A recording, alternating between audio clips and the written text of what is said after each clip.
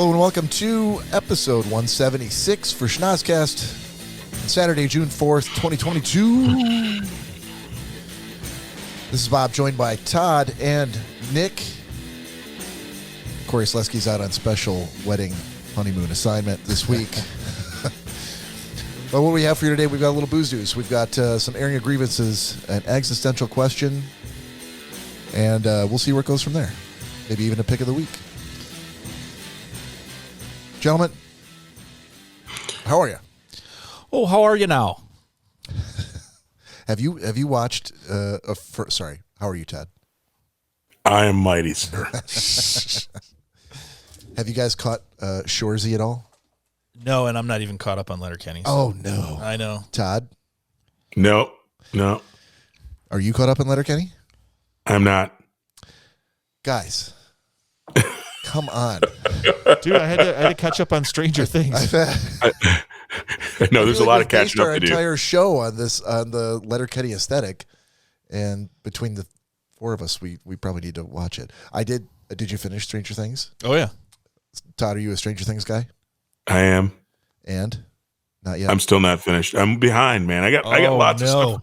I got lots of stuff on the burners. Yeah. The 27th of May was a big day that was the drop of Shorzy and the first half of the most recent season of Stranger Things, and then the Obi-Wan Kenobi show.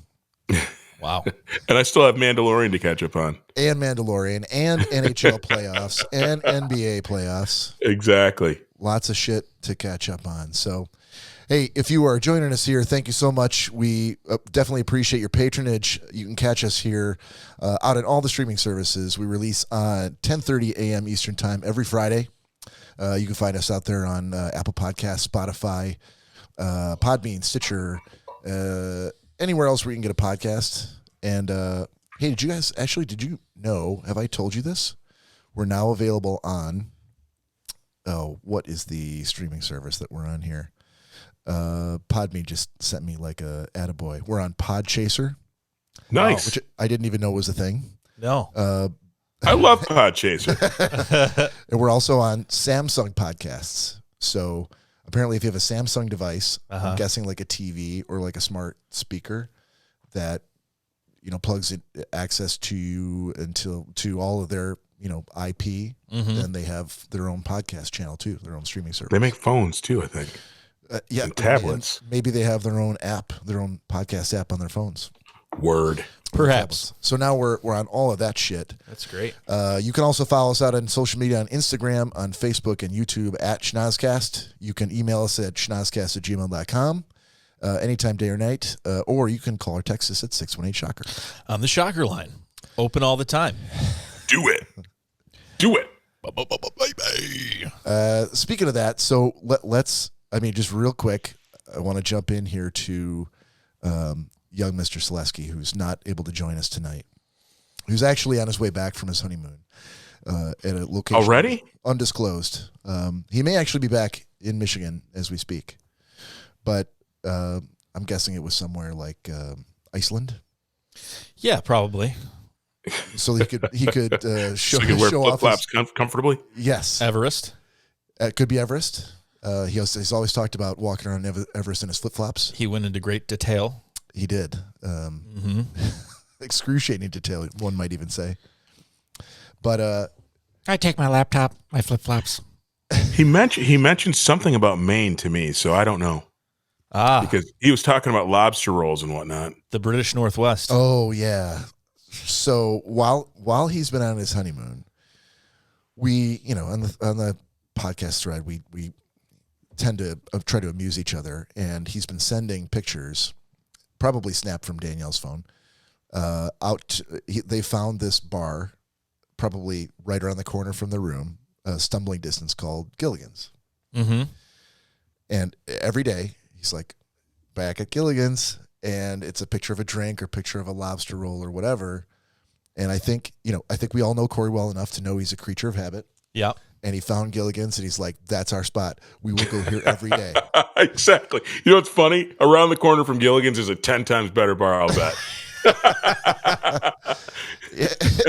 And Danielle might have been like pulling his sleeve going, hey, babe, babe, we've got a parasailing lesson at 4. He's like, don't bother me, woman. I'm enjoying Gilligan's and I don't want to leave. That parasailing lesson can wait. I'm sure he said that. So yeah, the rest of the honeymoon pics I'm going to save for the airing of grievances. So I feel like we all have a shared grievance in that. But it was happy to see. And look, I'm not gonna pretend like this podcast is the reason why those two got married. But I like to think that it had a lot to do with it. I mean, you can't say that it isn't. You can't prove that it isn't. It's true. 100%. We actually have actual audio from part of the best man speech at said wedding. Do we? We do. Ooh. Is that something that anybody else is interested in hearing? It was a great speech. It's like a snippet and a clip it. Oh, perfect. Yeah, let's do it. Snip clip. So I'll just set up the clip. It's something that. Well, hold on. Let's set up the best man speech. Sure, go ahead. So I had I had literally not typed a word of it until about 45 minutes before Nick and Corey and the rest of the groomsmen were arriving at my house to take pictures and get ready and stuff. But I had been thinking about it for weeks. So in my head, I'd been like running through like, oh, I want to hit this beat. I want to do that. I want to do this. And I had given like a week before the wedding day, I had given Nick a heads up to say, hey, I really want to do something here because you do such an incredible Corey impression that anybody who listens to the podcast should be aware of that. But if they don't, like, there's going to be a lot of people at that wedding. Like, I really think this is something that we need to unleash upon the world. And if you guys haven't put the puzzle pieces together yet, Bob was the best man. Yeah, we were all Todd and Nick and I were all groomsmen. And so I had to write this speech. So he's like, yeah, that sounds like a great idea. Do I have to write it? And I go, no, I'll write it. You just have to read it. He's like, okay, cool. And then like a week went by and I hadn't mentioned a word to Nick about what I had done with it, if anything, because I hadn't really typed anything yet until he got to my house. So like 45 minutes before they got there, I sat down and I banged it all out. And then he walked into the kitchen and I pulled him aside because Corey was, also there. And I'm like, hey man, I want you to take a look at this and read it because I've got your part on the back that I want you to read in the voice of Corey. And I'm like, son of a bitch. I'm like, dude, I completely thought I was off the hook. I'm like, all right, well, that went out the window. I'm like, cool. Yeah. He hasn't. He's forgotten all about it. Bob's a planner, and so he would have, given me a heads up like, hey, man, a couple days, just so you know, this is what I came up with. If you still want to do this. Yeah. Nothing. We are at his house in our suits for the wedding. Yeah. And he's like, hey, you want to look this over? It's my speech. And I'm like, yeah. And he's like, yeah, your part's on the back. I'm like, my part? I'm like, wait, I didn't know we were still doing this. And he's like, is it going to be a problem? You said you would do it. I'm like, well, what the fuck? Is this going to be a problem? Yeah, he goes, you don't have to memorize it. And I'm like, exactly. Okay. I'm like, well, a little heads up. So it was a single piece of paper, double-sided. And I'm like, your stuff's on the back. And he 6 font. He was clearly rattled because he's like, sorry, where am I at? What part am I reading? No, it's on the other side. Oh, okay. How will I know this stuff? I'm like, it'll be in the quotes. It's not even on the side you're reading. Like, you'll get to it. I'll say I moved all your stuff. Your part is specifically on the back of the page. He was pretty vague. He goes, just read this. And I said, okay. And I said, so. Well, we were also in my kitchen with everyone getting else. Ready, yeah. Like, I don't want anybody else to hear this, much less, not even the other groups. Yeah, if only you had time to plan this. I'm like, all you have to do is read it. So I'm going through it, and I'm seeing quotations at the beginning. And he, to be fair, he never said like all your stuff's at the end. He just said, I totally did. He said, because you were freaking out. He said, like, where I can read all this? I think it was the third time I questioned him. He's like, it's on the back at the end. I'm like, okay, well, you didn't tell me. You just said read this. So I'm like, am I supposed to be reading in his voice in any quotation? He's like, no, just the stuff on the back. That's the and only so I look at the back. Quotes on it were on the back. And it's like a page of the dictionary. And I'm like, okay. Dude. It wasn't like Nick's section, Bob's section. Like, it was just, it's that last paragraph. But what I told him also, and clearly he was freaked the fuck out. I told him, I go, I'm going to read everything up until that. And then right before your part that you're supposed to read, I'm going to call you up to the mic and hand it to you. Like, you will know The rest of it is all you, except for like there's one paragraph at the end that says like, well, let's do a toast. But even if you wanted to read that in Corey's voice too, like I would be totally fine with that.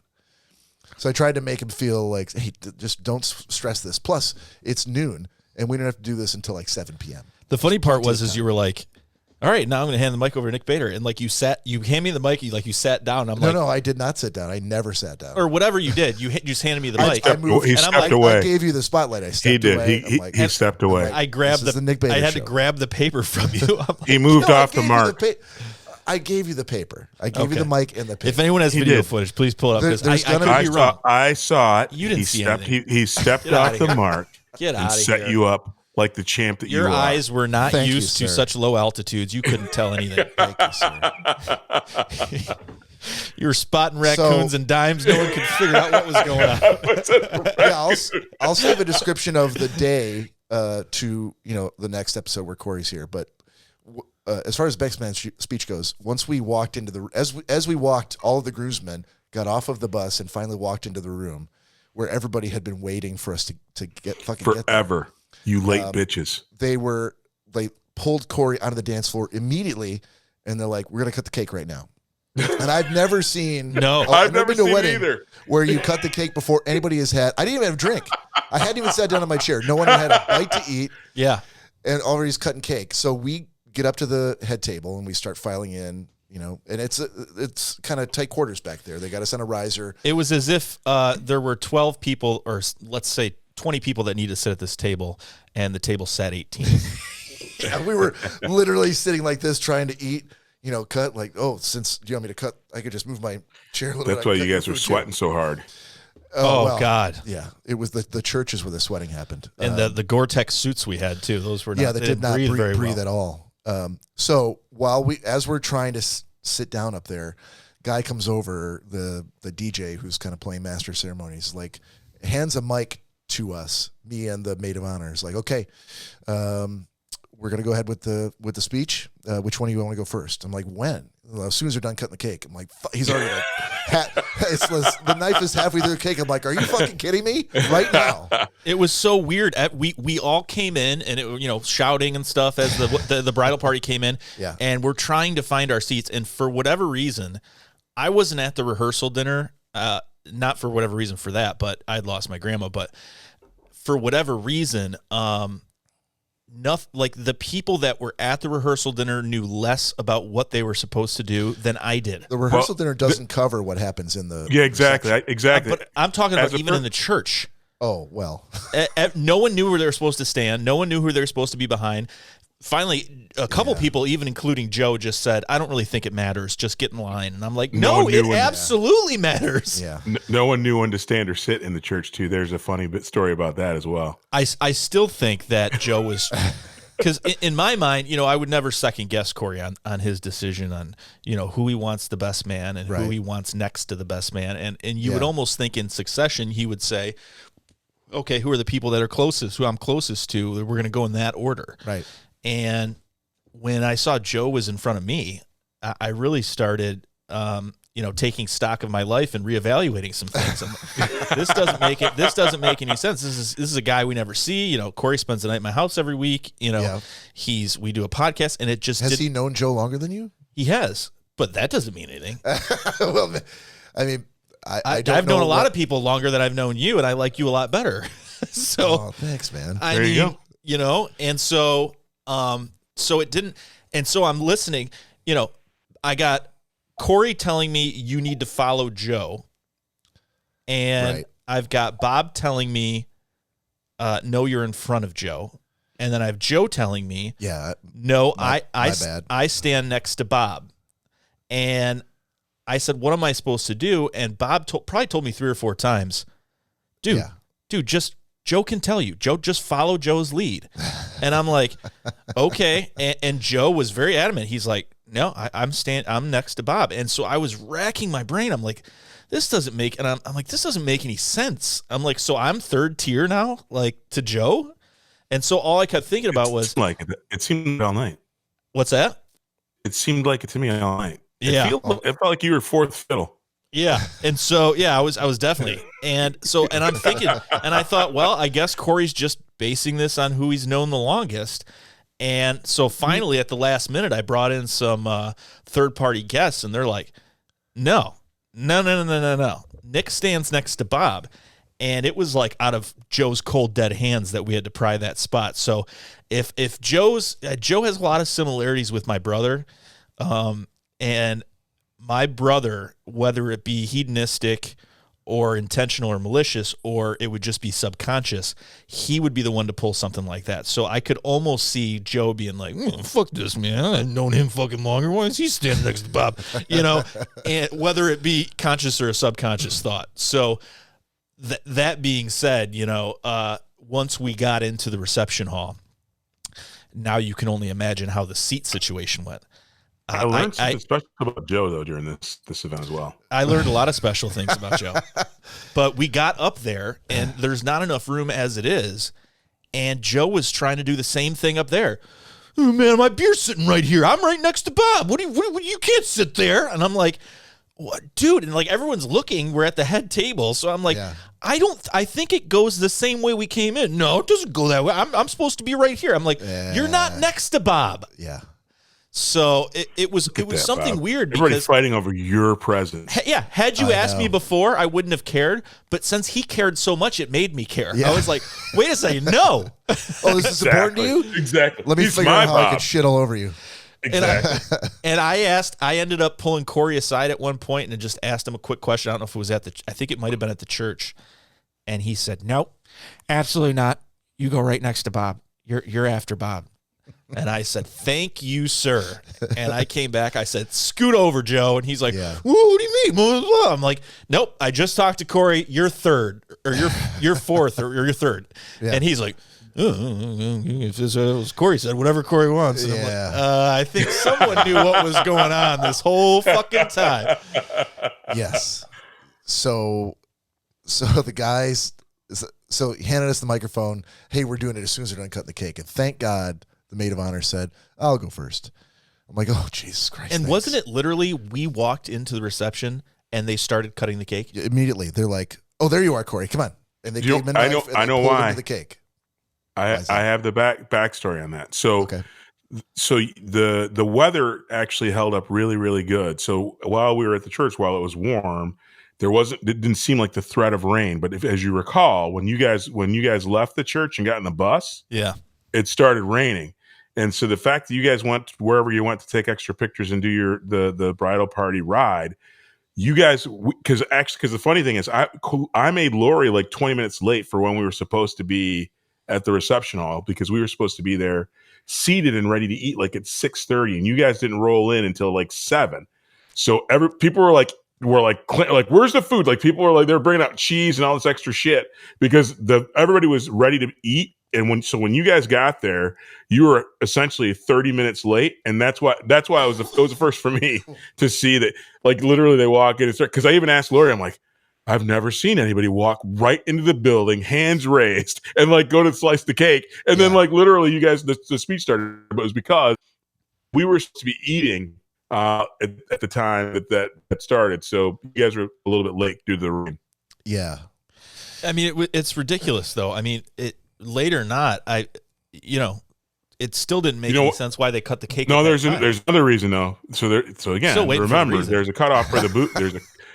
The biggest reason is there's not much people when they're eating, they're not drinking, and the bar had a finite shut off.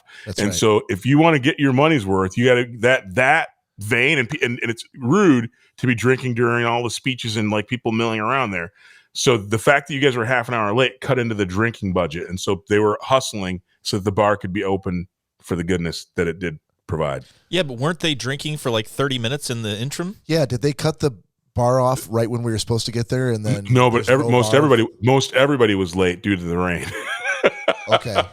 We weren't even late due to the rain. We were late because you're taking a bunch of people that's been drinking on a party bus and you're going from Dearborn to, hey, let's take pictures at the top of the fucking Fisher building or wherever the fuck we went. We went downtown during rush hour on a Friday. Thunderstorms. During the rain. I'm like, you've got to be kidding me. I said, why are we going downtown?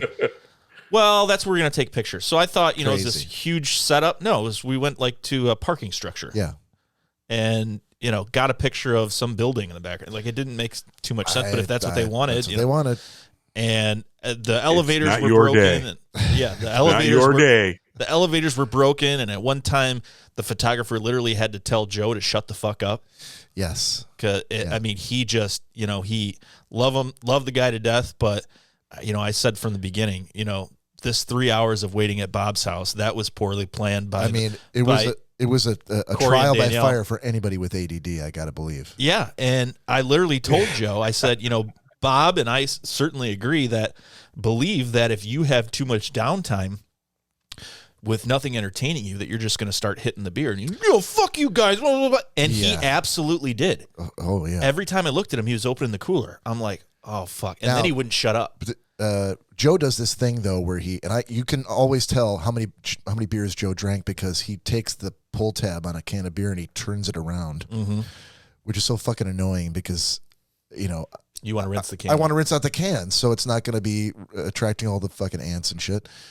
So I could tell you, but he never drinks a full can of beer. He'll drink it down until there's... Took his form. But no, because he's not drinking slow. He just doesn't like to finish it. Nobody wants to swill. Guess who else doesn't like to finish beer? Back wash. My brother. Yeah. He will say, oh, what's this kind of beer? Oh, I've never had this one before. And I will find it somewhere in my living room, like in a dark corner on an end table, half full.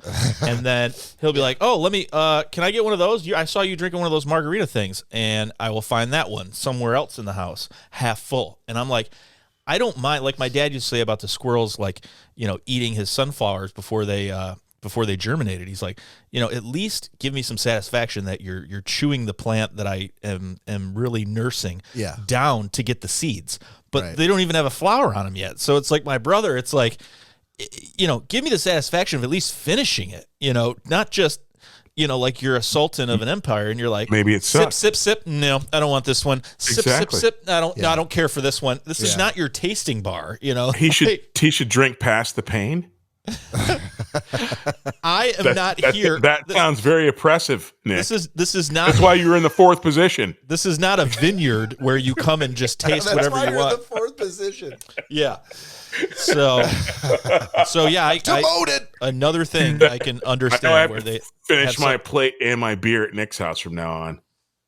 Yeah, half-eaten plate of food and a half-drank can of beer. Yeah, I would give you the same lip service I give him. So that's completely asinine. I don't understand that, but so at that point the maid of honor gave her speech, which was very sweet, and it wasn't funny as much as it was very heartfelt. There's a couple of chuckles in there, but it was a lot of threats, a lot of veiled threats. Yeah, it was. We've been friends for forever. And Corey, if you shit on her, I'll slit your throat. And had I never met Danielle, and I've never had a sister, but I'm like, okay, I could have written. I mean, every maid of honor say like, you can't say sister. Yeah. You cannot say sister in the speech. What freaked me out is that she memorized over half of it. And here I am, like I haven't memorized any of this shit. That's why I have a piece of paper. But that's why yours is so good. Not that hers was bad, because again, she, as I found out, she may be listening. True. Yeah, hell of a speech. So it's hell of a speech. Hell of a speech. She did come up to Bob afterwards. She did come up. If she wasn't married with children, man.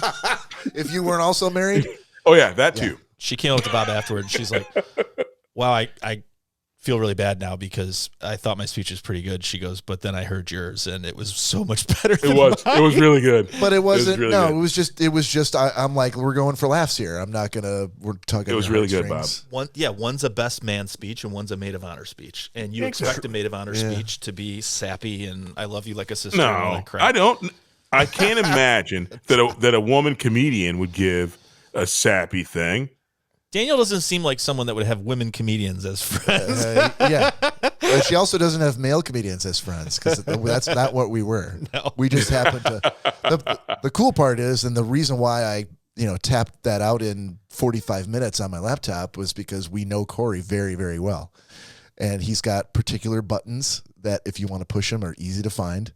There's particular things in the speech where I'm like, oh, we got to have this, we got to have that. There were like all these beats we got to hit. It's just a matter of writing it down. So I wanted to scream TT like twice during your speech. and by the way, you guys have been rambling for a long time. We still haven't even heard the cut yet. No, and I was trying to set the stage, and now he's walked away. But I will say,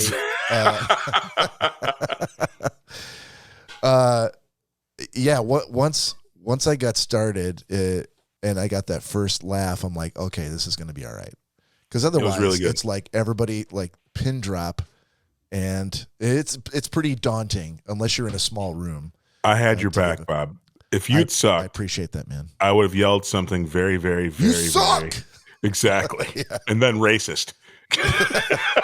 You suck, white Get boy! Get cracker off the stage. Let a brother come up there and give that speech. Let a brother hold it down. I was wait. I knew you were going to do good though. Actually, we knew that it was going to be good right from the get go. But I have your back. If it had gone over like a fart in church, yeah. I will say, I think doing this podcast for the last couple of years with you guys really, really helped to talk into a microphone. Honestly, I mean, I in my career, I've been an instructor. I've certainly given speeches. Yeah, but that's probably the biggest room, and it was kind of daunting, as I'm sure you probably felt when you got the microphone and like everybody's waiting for you to talk. I mean, I was in, VP of a lot of clubs and stuff in school, so I had to do a lot of. I had to do a lot. You were of in give zero fucks mode. No, I had to do a lot of that, and you're absolutely right about the podcast. Yeah. I'm like, hey, we're used to cameras and audience, and it didn't bother me. I'm still not used to it. The fame still. When I walk down the streets of Seattle and people are running up to me asking about the Schnozzcast, and I'm like, get off me. They're probably wondering why you can't pronounce it if you're on the show. Exactly. I'm like, get the fuck off me. People always ask me about the Schnozzcast. Exactly, the Schnozzcast. I'm on it. They pay me. I'm good. I have a feeling that this is. I wish these bitches would leave a brother alone. Exactly. Let a player play. I have a feeling that the rest of this thread that's unwinding is going to go through the whole sweater. So let's do this shot real quick. So back for a second. So what are we drinking tonight? Nick Scott, what's your beer? I'm drinking Summer Shandy right now. Summer Shandy. I got a Alaskan Amber Ale, and we're going to do it's Bird Dog Apple Whiskey. Yep. What about you, Todd? Bird Dog. I am having for my shot a little Jim Peach, a little Machu Picchu. And for my beer, I went again with Deschutes Hazetron, 8% hazy IPA. Fabulous, fabulous, fabulous. Deschutes. Well, Deschutes. So now's the time where I'm about to raise the glass, but this is usually when Todd's like, oh, hang on. I'm ready, bitch. All right. All right. Cheers, everybody. Salute. All right. So continuing, we're at the hall. Bob picks up the mic. Yeah, and so I just started reading, and like I said, I got that first laugh. First couple paragraphs, you have to thank the families, and you have to thank everybody else who showed up there. It means a lot to raise a glass to Corey and Danielle, raise a glass to Corky and to her parents. Can't remember their names. You didn't raise a glass to anybody though who came from more than 26 miles away. That is true. I did not. Just saying. And that's, but I can't, you're not getting married. I can't, I thanked everybody. Oh, you can squeeze that in. And for people who came from near and far. Wow. It's not all about you, sweetheart. That's true. It usually it's all is. about Todd. Yeah. Mostly. Well, I did thank everyone who came to support Corey and Danielle, and you were in that group. I just didn't give a distance traveled award to you. Exactly, because you didn't put me on the review of the doc. You didn't thank everyone at the head table. Now that I'm thinking about it. You did not. No. And they really should have been thanked for the money that they had to spend to be at that head table. I'm telling you. It's not cheap. So I got halfway through, and then at that point I go, okay, at this point I'd like to pass the mic over I'd like to call Nick Bader up to the microphone. And I said, because Corey and Danielle did not write their own vows. They went with the standard, repeat after me stuff from the priest. But I said, few people know this, but Corey actually did write his own vows, and they were thought to be lost to obscurity, but we've recovered them. And so they'll be read to you now by Nick Bader in the voice of Corey. And I think that the any nervousness that, if I had any, which I really don't feel like I did, any nervous. If you did, it was tough to tell. Yeah, any nervousness that I may have had was completely extinguished by the look of realization on Corey's face when you said, "I'm going to hand the mic to Nick Bader." It wasn't a look. As soon as I said, "I'd like to call Nick Bader up to the microphone," he went, "Fuck." He goes, "Oh, fuck. I think I know what this is." Yeah.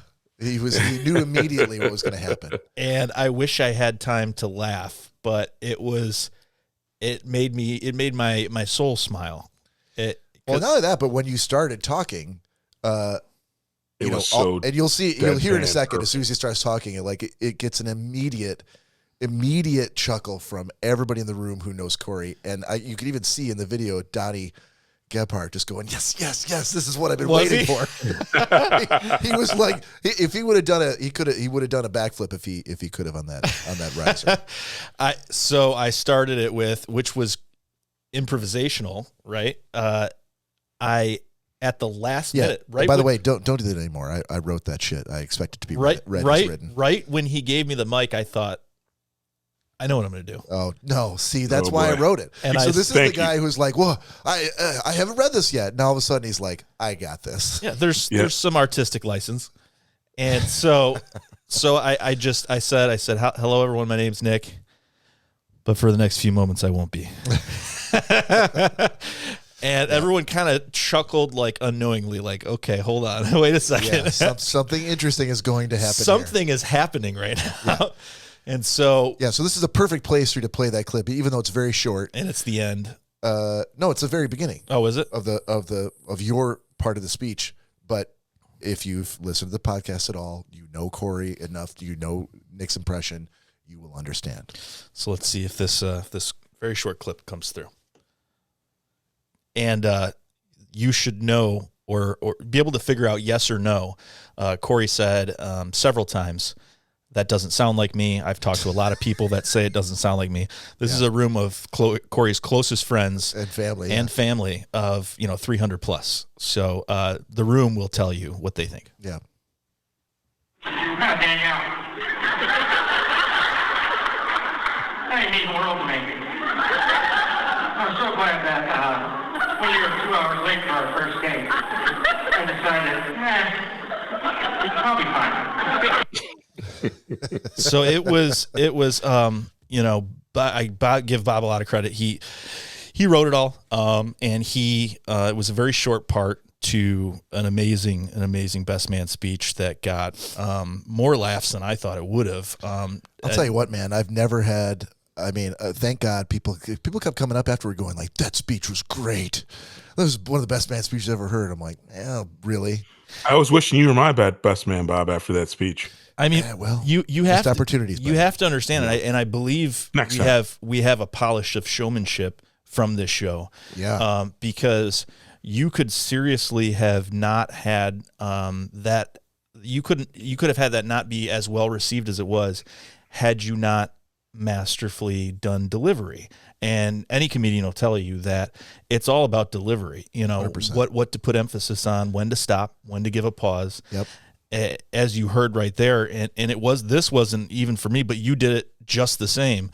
I paused. I said, "Yeah," and I thought, "It'll be fine." Yeah. and that dramatic pause, everyone just lost it, and Bob, you were doing the same thing. You did a great job at, hitting those high notes and belting it out to the back row. So while you guys are both stroking each other's balls, I was thinking, why can't I eat yet?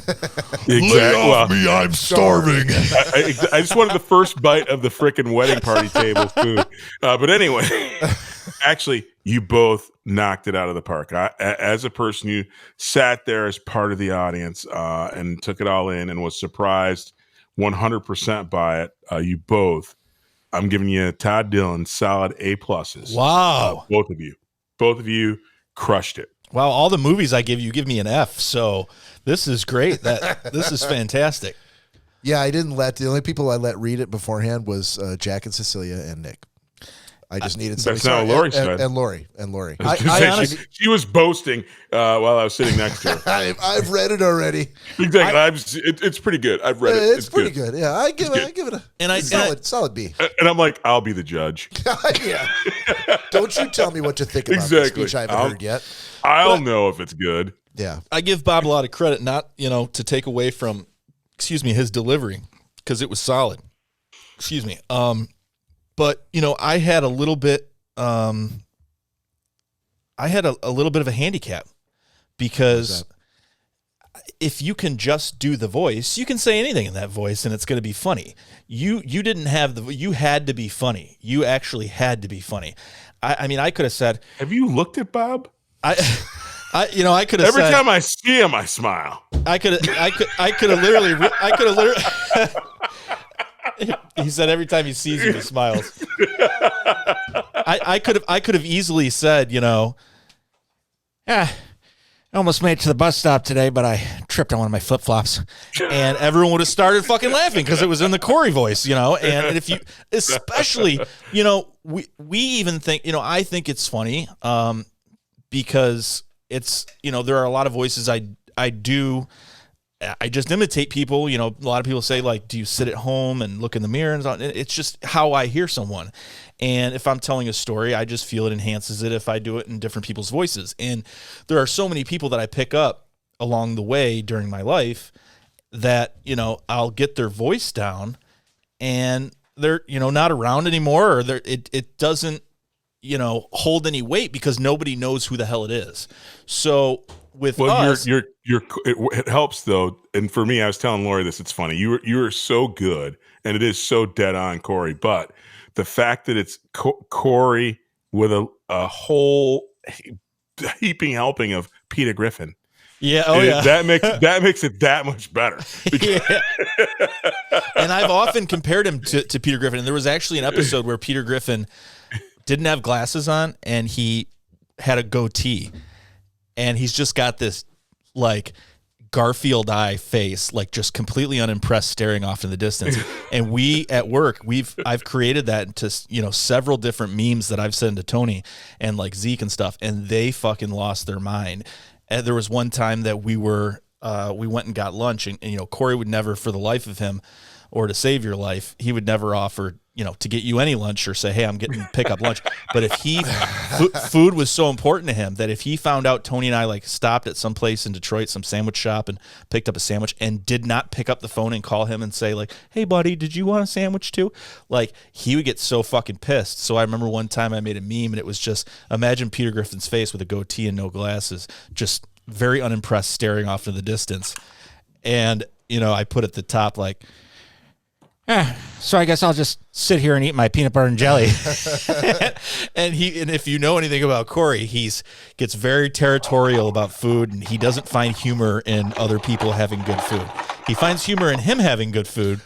Hold on, he actually. So you're being very specific, but you can broaden that out. I don't think Corey enjoys. It bothers Corey if anyone is having a good time without him, or a good time that he already had first, but nobody knew about it. Yeah. He's got to be the first one to have that good time.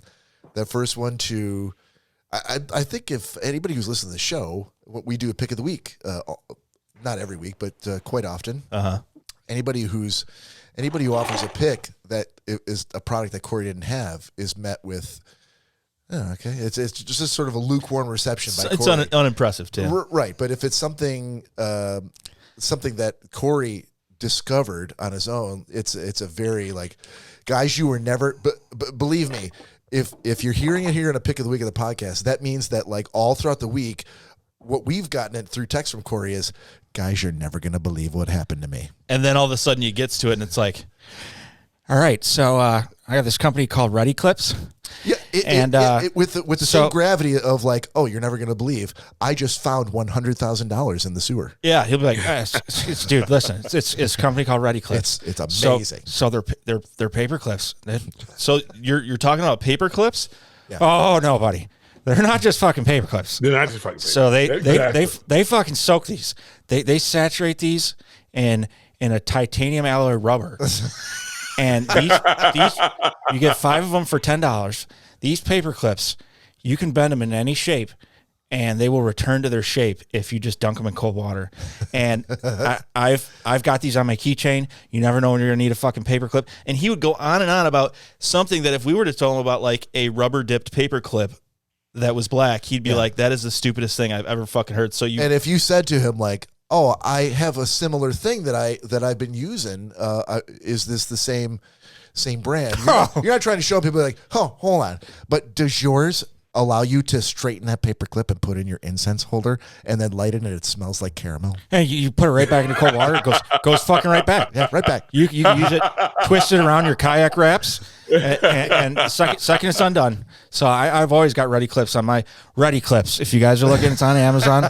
And it's like, it's something so simple, but because he discovered it, like it is like the first respirator to breathe oxygen underwater. Like to him, it's like, oh my God. It's like he's in an amphitheater just explaining to people for the first time that yes, brain surgery is possible.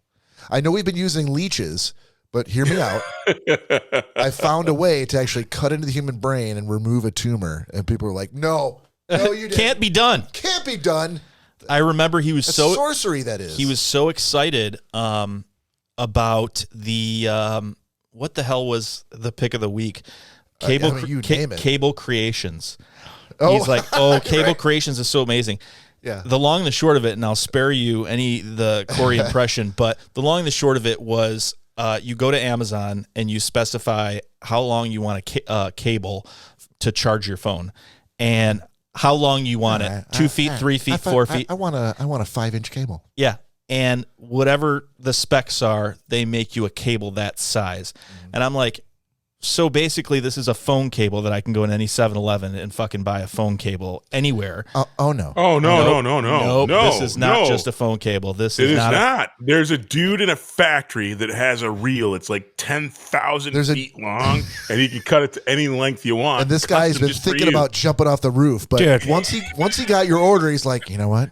Now I've got a reason to live. Dude, no, seriously. Exactly. This was these are blind nuns at the foot of the Pyrenees that hand weave these. Yeah. You know, it's like nun weaved. Yep. Exactly. Nun weaved cables. And if any one of us defrocked nuns even. Defrocked nuns. Any one of us were to say our pick of the week is a phone charging cable, he'd be like,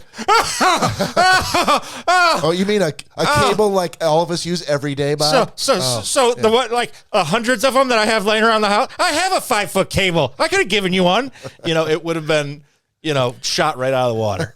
Yeah. Hold on, my cable was made by disgraced nuns in a mountaintop retreat that were shunt by the Lord, and decided the only way that they could get back in his good graces was to make these 5-inch cables. Yes. And so that's what they did. But yeah, so that I love how we went very easily from the wedding was awesome, we're so happy for Corey and Danielle, to fuck that Corey guy. It literally went from the wedding was great, it was amazing, to I have actual audio from the wedding, and we've talked for 40 minutes about that ever since. Yeah. Because I know Corey would not want to. He'd be like, let's move on. I'd be getting texts. He'd be very unimpressed right now. Come on, let's go. What are we doing next? And we know he's never going to listen to the podcast. But there was so much. Speaking of that, we've got to live stream very, very soon. Yes. I know we've talked about it, but we've actually got to set a date and do it. And especially with, Tawas coming up in the next, 6-8 weeks, something like that. Yeah, in Lollapalooza. Isn't it in August? Yeah. It's in August, but it's Burning Man. And Burning Man, right? Yeah, there's a lot of stuff that's going to compete for my time. Yeah, I can't be competing with other things for Todd's time. Todd's time must be my time. and with that, so let's do a little booze news, guys. And now it's time for booze news. You like that, did you? I do. Well, then you're going to like this, Todd, because I got 2 booze articles for you. But this is the one I'm going to start with, and this is just for you, buddy. I did not know that this existed, but there's a website out there called chickfly.com. Now, say that again? Chickfly. Okay. You may be thinking, hey, this is a website for chickens that can fly. You'd be wrong. Nah. You'd be wrong. I was thinking about hot ladies who fly on private jets. You're close. What do these ladies? What do these ladies on this website do? Let's follow this to its natural conclusion, Todd. This is a retail site. They're trying to sell you their wares, their service. Yeah, yeah. Chickfly.com. What do you think they sell on this site? That's a dime piece to put on my arm when I go on a private flight. You think this is a bordello type of a site, an escort service? No. I'm not. Perhaps. No. Okay. Gentlemen, I'm a married man. I'm happily married, even. No, you can think unmarried man thoughts. And there's no law against that. I'm just saying it feels like though. But when I'm making my way, in fact, it'll be part of my grievances. If I had made my way in my own mode of air transportation to the wedding, I might have dialed Chick-fly. You know, that way, right. you roll into the airport looking good with a nice looking female companion or male companion, whatever you're into, and you roll off looking good, feeling good because you got somebody looking good next to you, and it's not nothing sexual. Just you want somebody right next to you making you shine. Making you shine, right? Yeah. A little arm candy. Yeah, a little diamond on your finger. Yeah. If your significant other can't be there with you, you still need a dime piece. That is a great guess, sir, but that is not what this site sells. So we have a formidable female audience, and this is for their for their benefit. So, Chick-fly. So the website starts off with Chick-fly, another way to open your pants. All right. Chick-fly's patented design provides access, giving you the freedom to go anywhere. And that is a turn of phrase. Our pants and leggings are sustainably made in the USA and are soft, strong, are a soft, strong, and stretchy. Period. That's a horrible website, by the way. Yeah. Wait, hold on.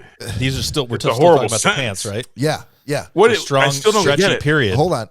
Our pants and leggings are sustainably made in the USA, comma. So far, so good. Okay. And are a soft, strong, and stretchy. Period. Bad sentence. Yeah. Who proofread that? The Chick-fil-A people. They are the strong, soft, and the stretchy. Yes. These women. We tell them we are hearty women. We tell them that they are from the made steppes of Istanbul up to the mountains of northern Russia. We tell them that they are made in Russia or the Americas, but it's back home. It is back home. We may get home. Yes, these are who's going to get us in trouble for saying built? Who's going to say in trouble when we say made in America? Oh no! Now I know what it is. Yep, our patented fly design has two overlapping stretch fabric panels that pull apart. Oh the my fly God. goes from front to back, allowing one to open it however much is desired. That means if your pussy is huge, you might need to open it more than the normal person. It's a vagine. The fly snaps back into shape. Are you 6? The fly snaps back into shape when released and stays put, all with the safety and ease of a zipperless fly. Chick-fly pants work great for everybody. We now carry sizes triple small, XS, triple small, extra small to 3XL. As Joey would say, I don't understand, man. Calvin Klein's underwear suck. He goes, what do you mean they suck? He goes, I got this one pair that said XS. Wasn't room for XS anything in there. So essentially this website, chickfly.com, is meant for, hey, if you're a chick who's been out in on camping trips, out up north, trips to Traverse City, and you found yourself out in the wilderness or hiking through the mountains or the gorges of let's say Death Valley or the Sierra Nevada. And there's no bathroom around.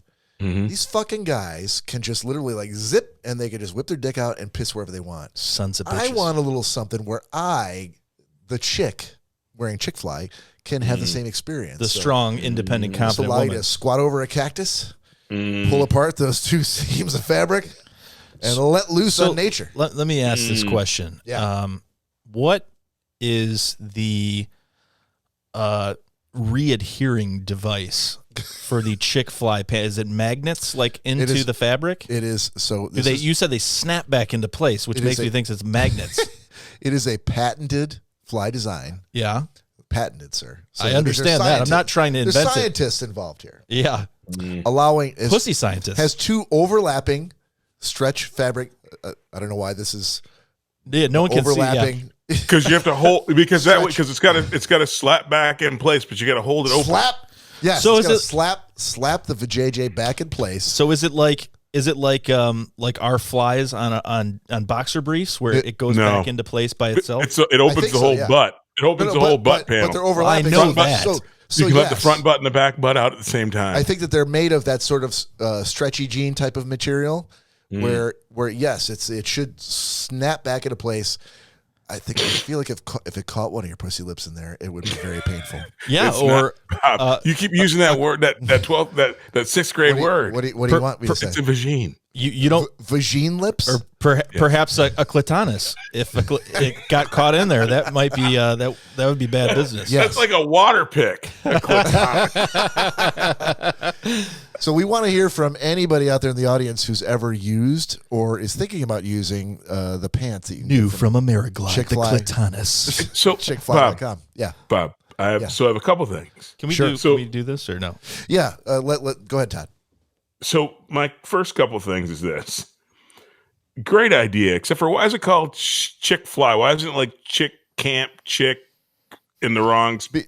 Because I've immediately thought airplane when you say fly. Because camping, ultimately this is camping pants, right? So it should be like, but it's solving the fly problem of the chick's pants. But tell me this: spell the name of the website. No, it's Chick-fly. CHICK fly. The brand.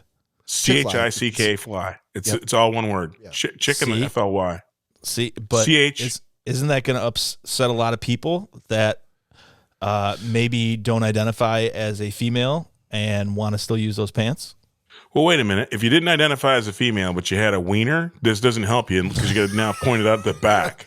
So it doesn't matter. But what if it's they them?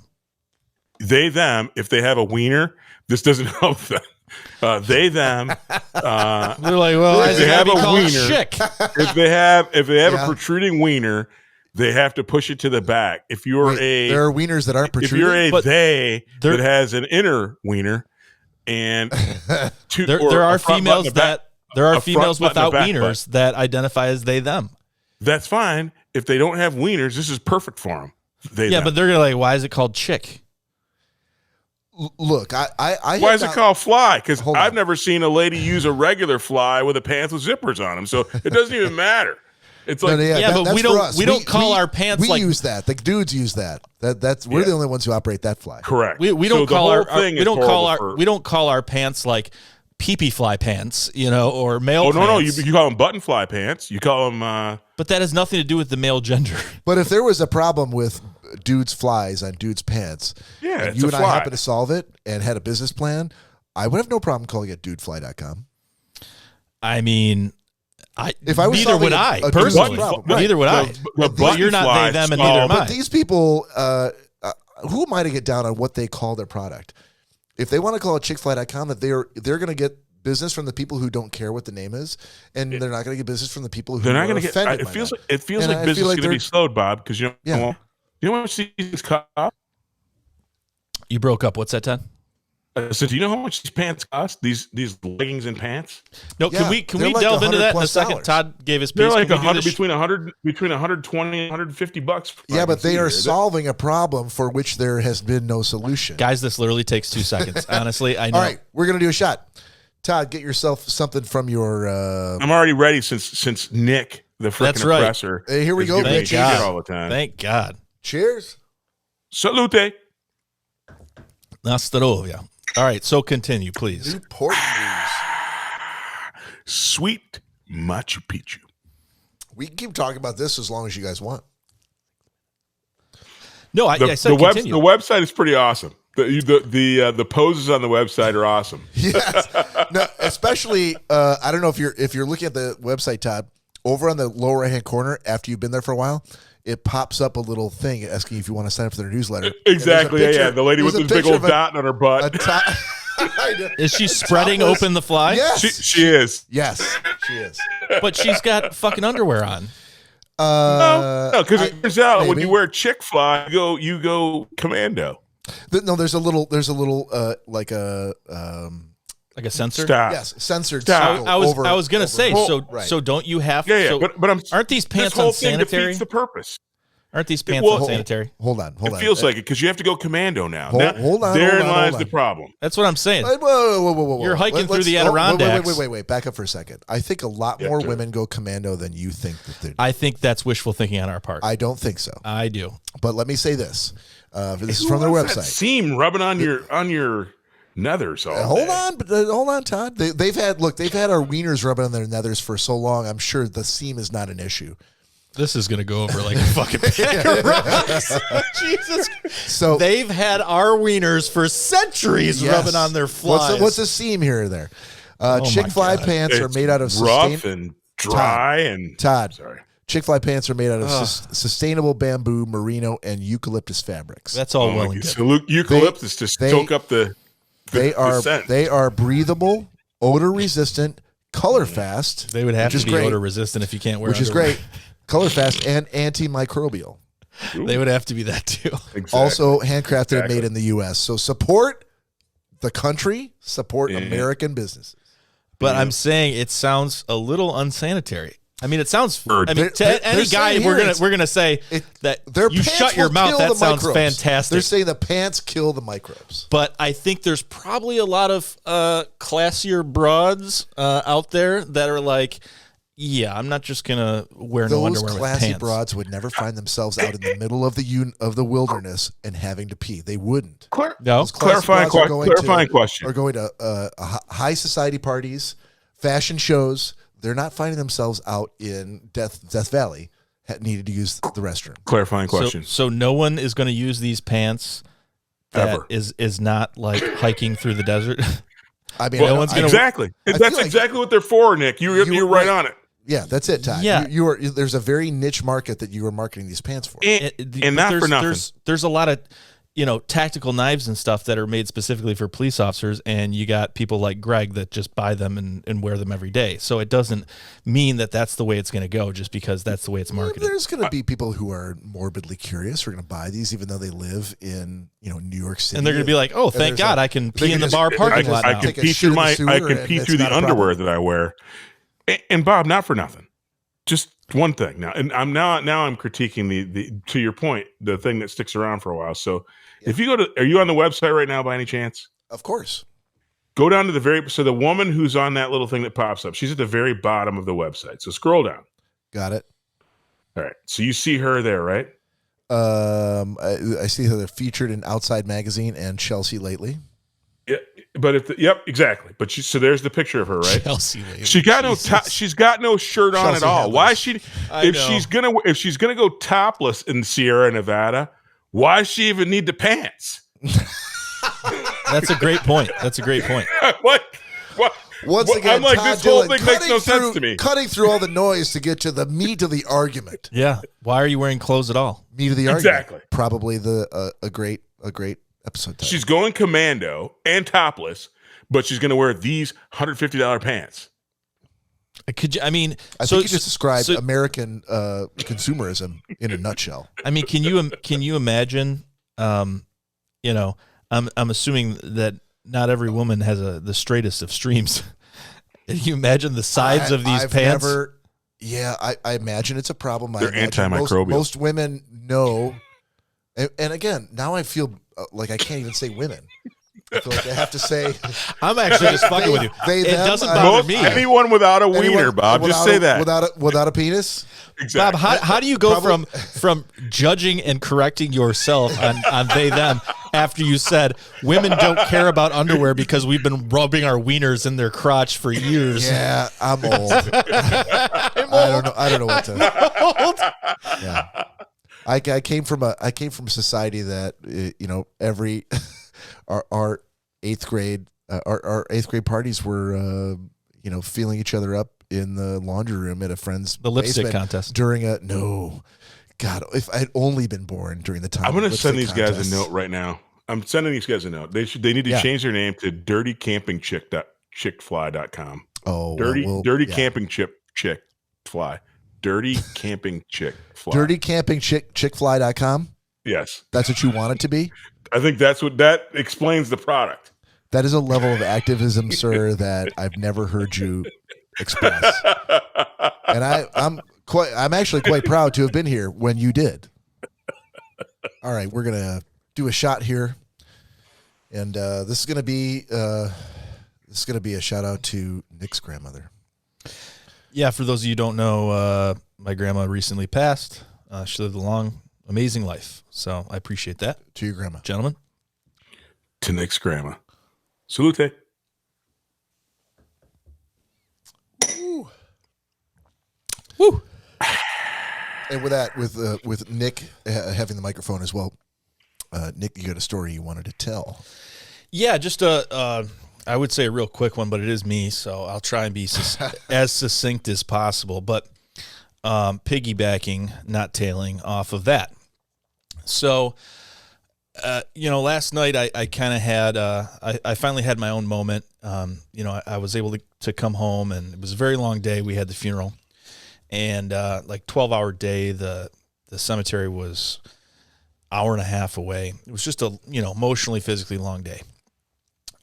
Bob was gracious enough. He's been amazing through all this, everything that's been going on. Just through and through true friend.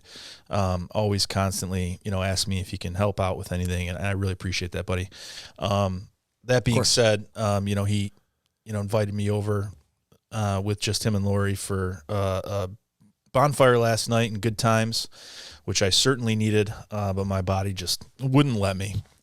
So I came home and had a couple cocktails and found myself at one point, in my home by myself, talking to my grandma, very matter-of-factly, out loud. How drunk were you at this point?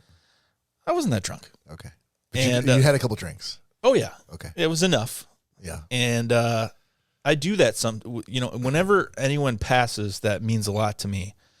I will speak to them as if they're here. And it's only that, it's not like once a week I'm like, hey, how's it going? It's when it happens.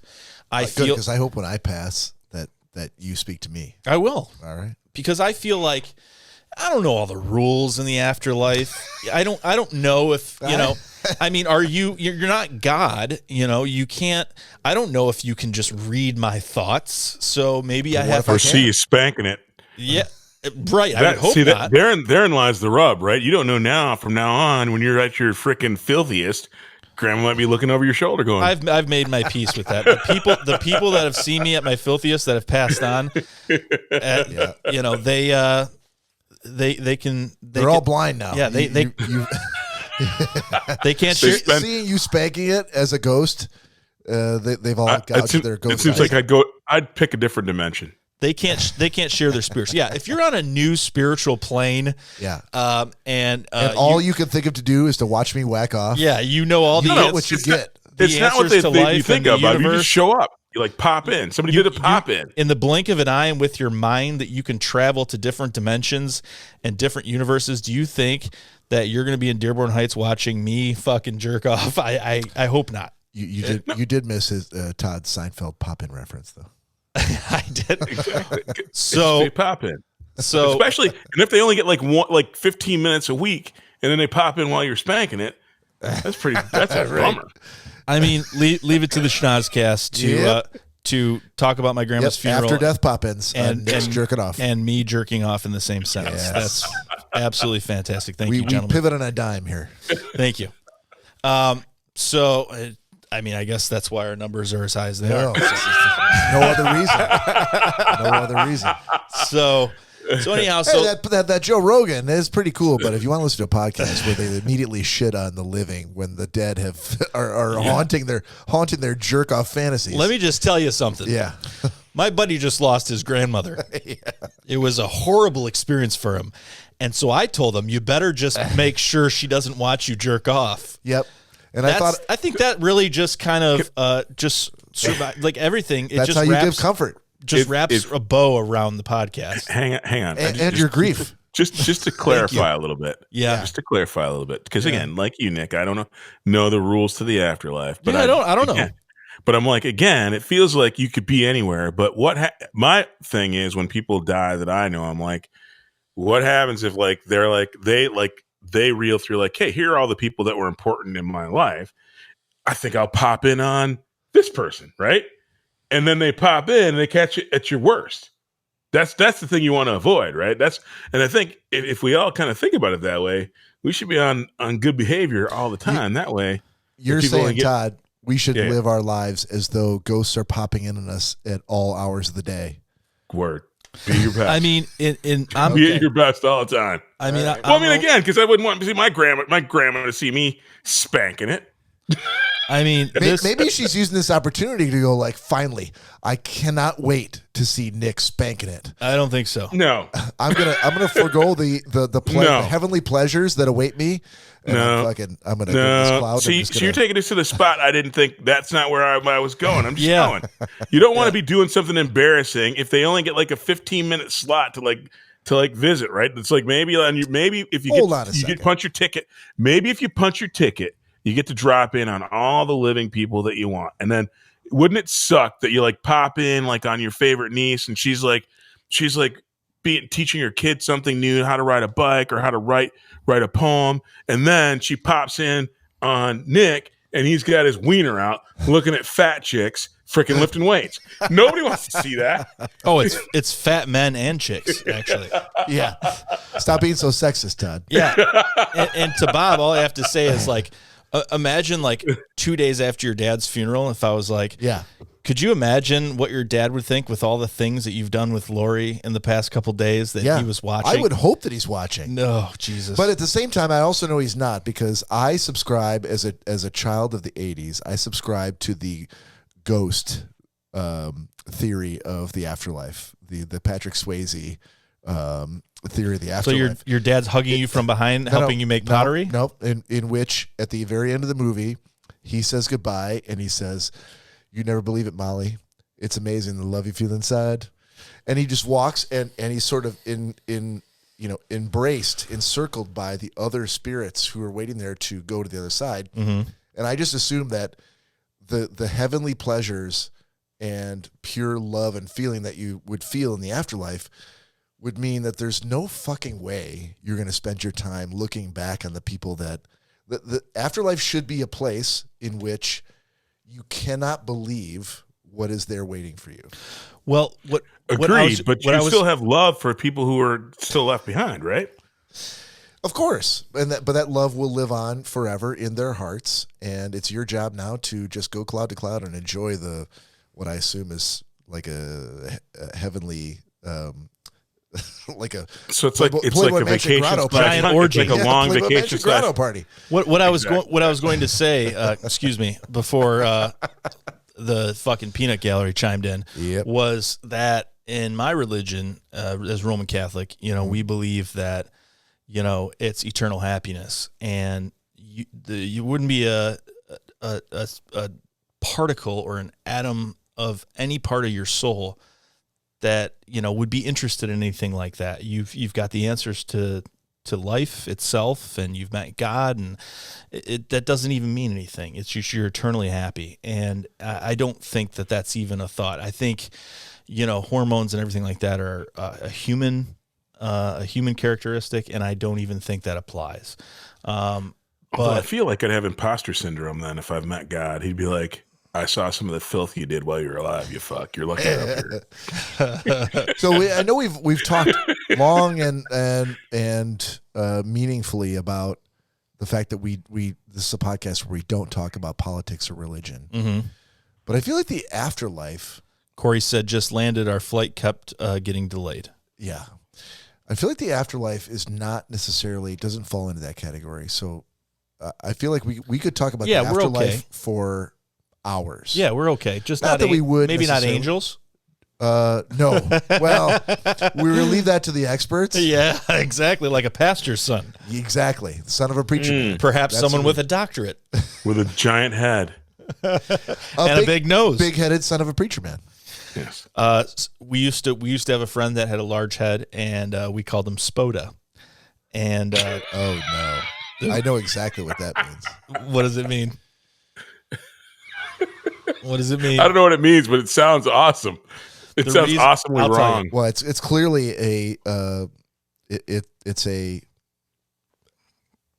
abbreviation. No, it's an acronym because it's SPOTA. Mm-hmm. It's an acronym for something that is super very non-PC for me. No, it's not. No, it's not. We call him SPOTA because he had to have his hat special ordered. Because his head was too big. That's like Newt. I stand corrected. Yeah, so we call him SPOTA.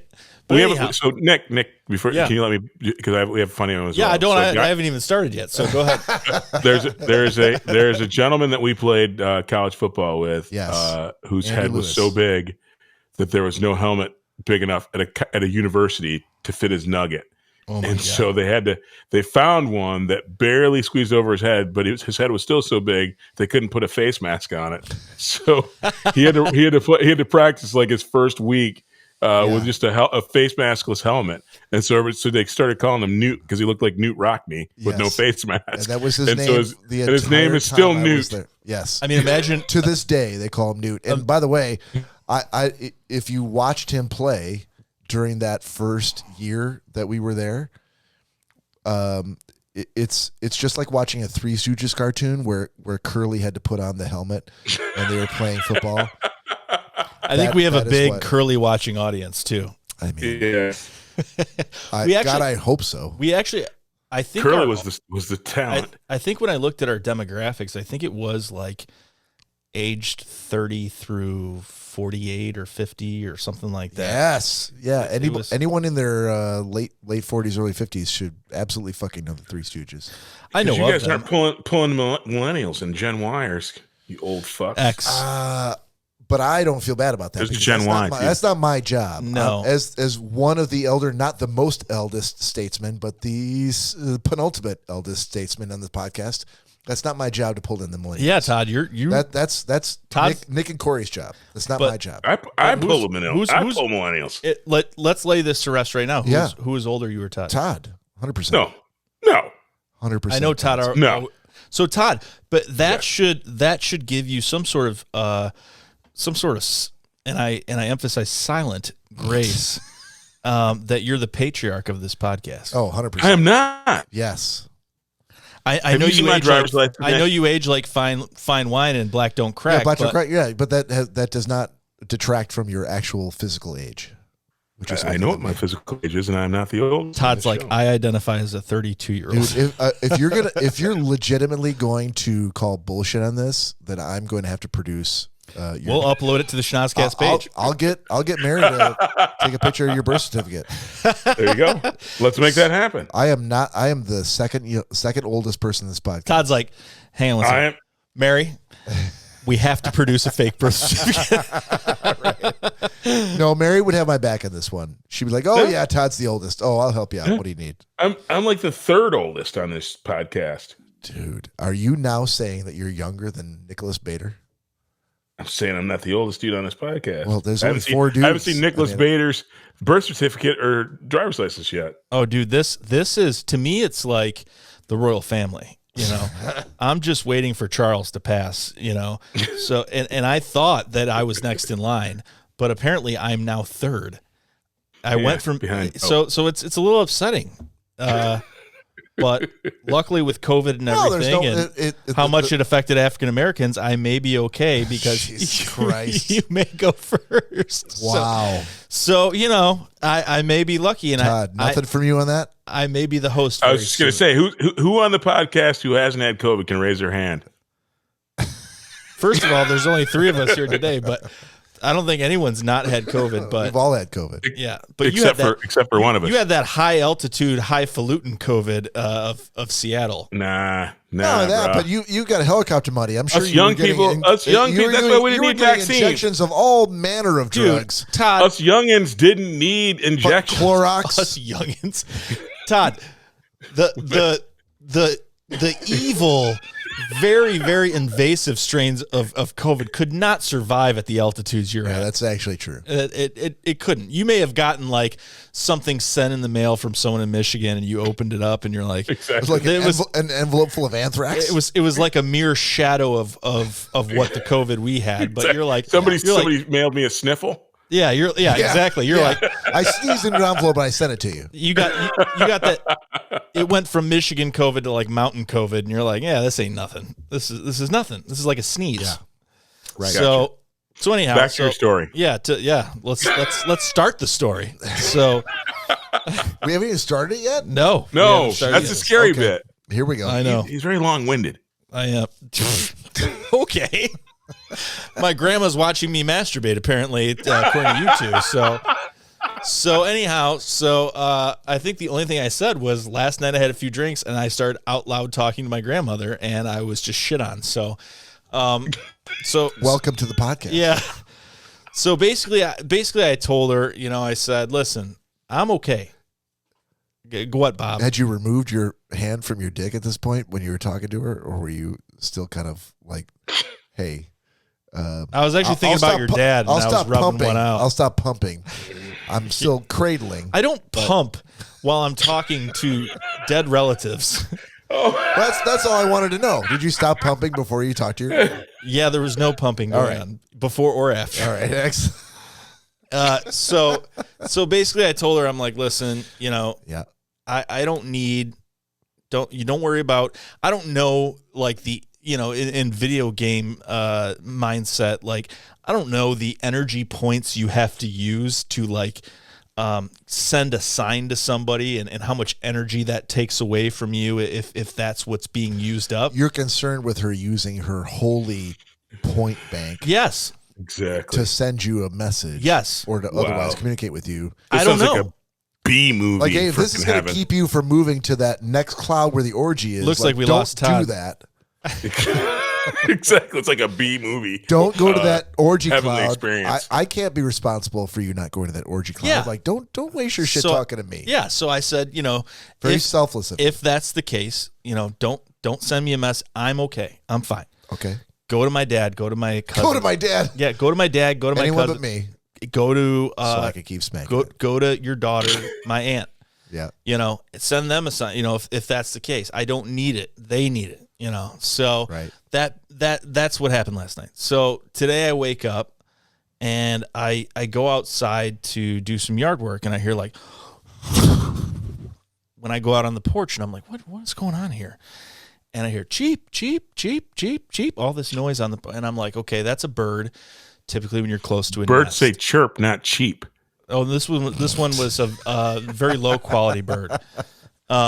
So I'm like, I know I'm close to a nest. Well, 2 days ago, I took like 14 inches off the shrubbery on the outside of my house, and I just hacked them. We what? And a shrubbery. Yeah. And so I ended up realizing that there was a female robin in this shrub that, I mean, it could, if it was any closer to my house, it would have been inside my house, that had a nest. And so she was pissed off that I walked out. Well, they often say that when people pass, they send you robins as a sign to say, hey, I'm okay, whatever it may be. And around here specifically, I don't see robins. I maybe have seen 3 since I've moved here 7 years ago. And they've been male robins, the bright red ones. Females are brown with a red beak. So I thought, wow, it's a hen robin. That makes sense. My grandma was a female, with all her grandkids. So it's a hen robin with it. And it couldn't be any closer to my house. So I thought that was pretty cool. And I called my cousin Natalie and I was telling her, she's like, oh my God, Mom and Dad were just talking about this the other day. And my aunt's very much on, she's of the school of thought of the spiritual plane and all this stuff. And she said, Mom and Dad and your dad were talking about this the other day and they think how much that's just such bullshit. And, that doesn't mean anything. And I said, well, I understand that when you buy a blue Jeep, you're going to recognize more blue Jeeps on the road. I get that that's how the brain works. Right. However, I know that my dad has instilled in us, from his grandmother, my great grandmother, looking into making bird feeders, looking into them, nature, plants. If you know me, we're always keeping an eye out for, that's a speckled whatever, and that's a blue-breasted swallow, and so we're always looking for stuff like that. And I know in 7 years I've seen 3 robins, and it's always been when someone has just passed. And so that being said, my cousin Natalie, who would be the first person to bite on it because she was the most upset, I think, about my grandma, she said, well, at any rate, that's pretty cool, So the day went on, and she said she told her mom, and she kind of laughed it off. Oh, yeah, sure, Yeah. And so I went outside I had a windmill in my backyard. Storm took it down. I ended up buying another one 6 months ago.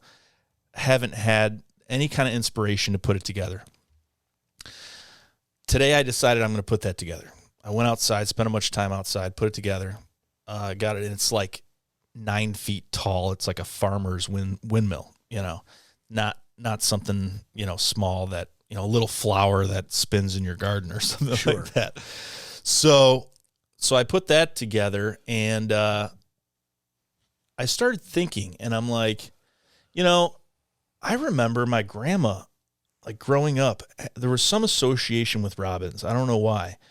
And I remember she had a red robin where the wings were like propellers in her rose garden, and they were always whipping in the wind, and I thought, that's kind of cool, So I took a shower after being outside, and I went and sat down in the backyard and finally took a break. And I thought, let me just sit down. I've done so much yard work today. Let me just enjoy myself, And so I started thinking to myself, and I thought, it was the first time I actually thought, oh my God, at any given point, as old as my grandma was, I could always call her and talk to her.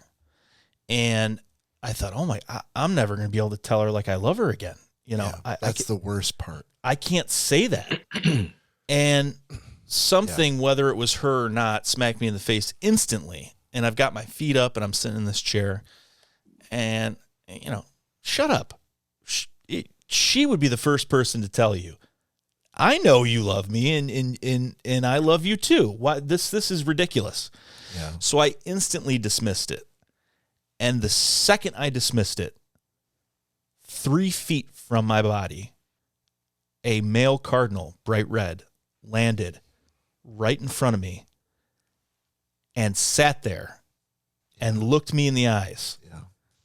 And I took my phone out and I snapped a picture, and it looked at me and it just flew away.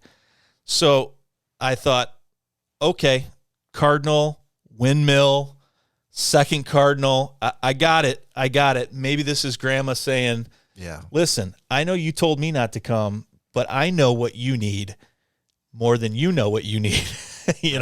Right. And so I remember I told my cousin, she's like, oh my God, stop, please stop. I then called my dad and told him about it. Yeah. And I said, I understand that you don't believe in any of this and you think it's all hooey, Yeah. Hokum. Yep. And I said, but I know you love nature, so let me just send you the pictures. And he said, wow, that's so cool. Yeah. And 20 minutes after that, he sent me a text. He said, Nick, a cardinal just landed next to me in the garden. Dude. So that's awesome. I said, all right, loud and clear. I got you. That's awesome. Hey, so since I'm the elder statesman, Pete, you guys are saying when I go, patriarch. Oh, you are the oldest. Yes. Since you guys said it, I'm, internet. No. Like, I'm going to send a cobra. I qualified it, and I'll be sending buzzards.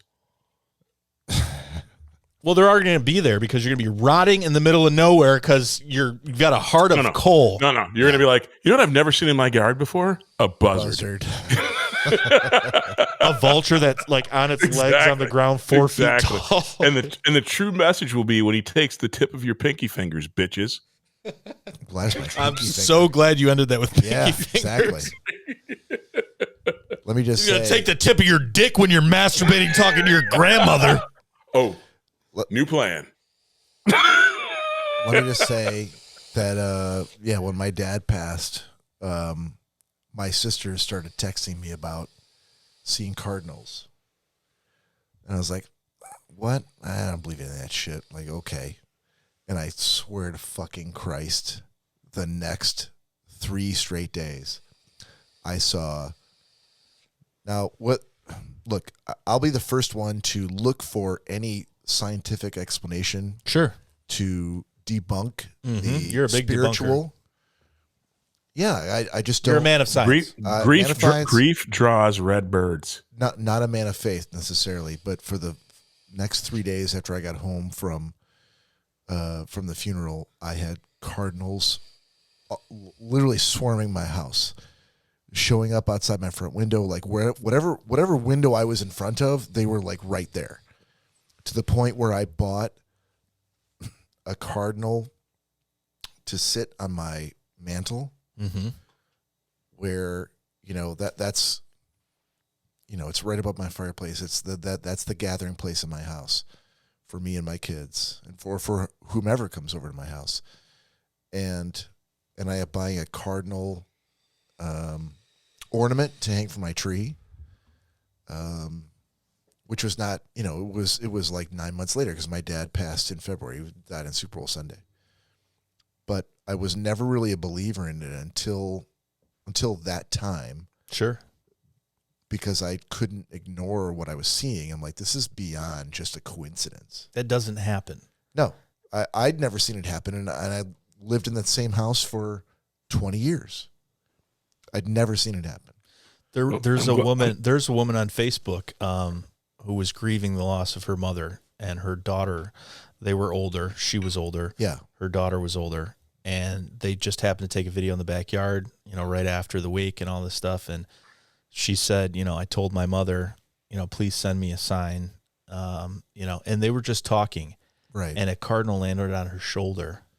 Jesus in Christ. The video, and they started petting it, and the cardinal wouldn't move from her shoulder for like 5 minutes, and they started petting it, and they started crying, and they said, "Hi, Mom," Jesus. So I believe in that, And I would agree. Hopefully, at the end of the day, we're telling jokes here, but I think if there isn't that spiritual, that God, what's the point of Earth, right? Ultimately, I don't buy that this is just a random explosion that put people here with feelings and thoughts. And this, again, we are of all nations, even though we might not call the same thing God, we all center around the same things. And even though we're not good to each other, ultimately, again, I don't know. Again, I don't tie that to cardinals or anything like that specifically. But I think that's pretty cool. I think.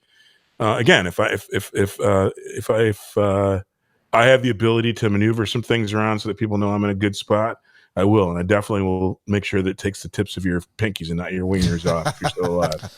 And I will say this too, and I told Bob and Corey about this a week before my grandma took her tragic fall that inevitably ended up being her demise. We had installed cameras in her house months prior, and just to make sure, like remotely, we could see what was going on at the house. We put railings in, all kinds of stuff, and there was never anything of substance on the cameras. But a week before she fell, there was anomalies everywhere. There were orbs, big white orbs, when she would go to bed, flying around the room, glowing, and we have it on video. We have it saved. And I made the hard comment to say to my aunt and my cousin, I said, we all don't know we don't know any answers because none of us have gone to one side and come back to the other. I said, but there's a school of thought that, this is relatives that have passed starting the process of welcoming you home. And I remember my cousin Natalie said, usually that means someone is close to death. And my cousin Natalie said, oh, that's nice, because there was nothing wrong with my grandma. And she said, that's really nice. That's really nice to think about. And literally a week later, she fell. And that was it, So I believe, that process had started. But, and I'll just show you this, Bob. So this is, let's see here.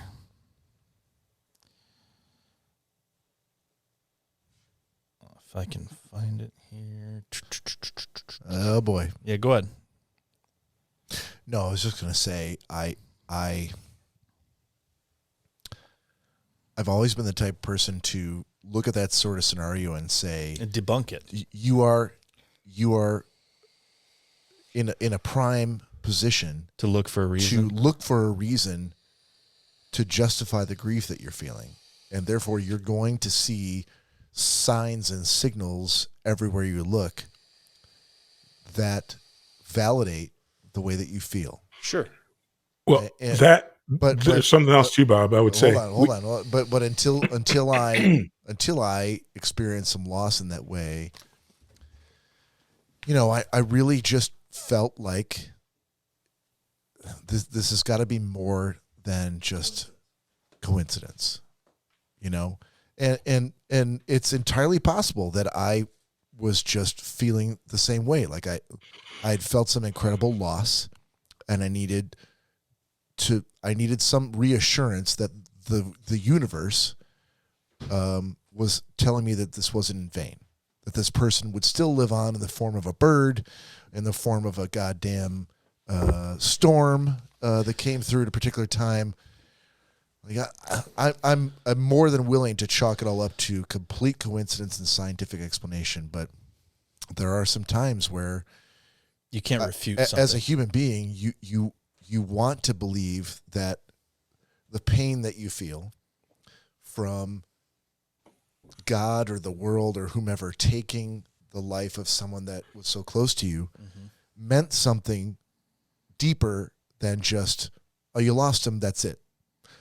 Everybody wants to feel that feeling, and so it's very easy to then be in that situation and go like, yes, I believe, because I needed to feel that. Mm-hmm.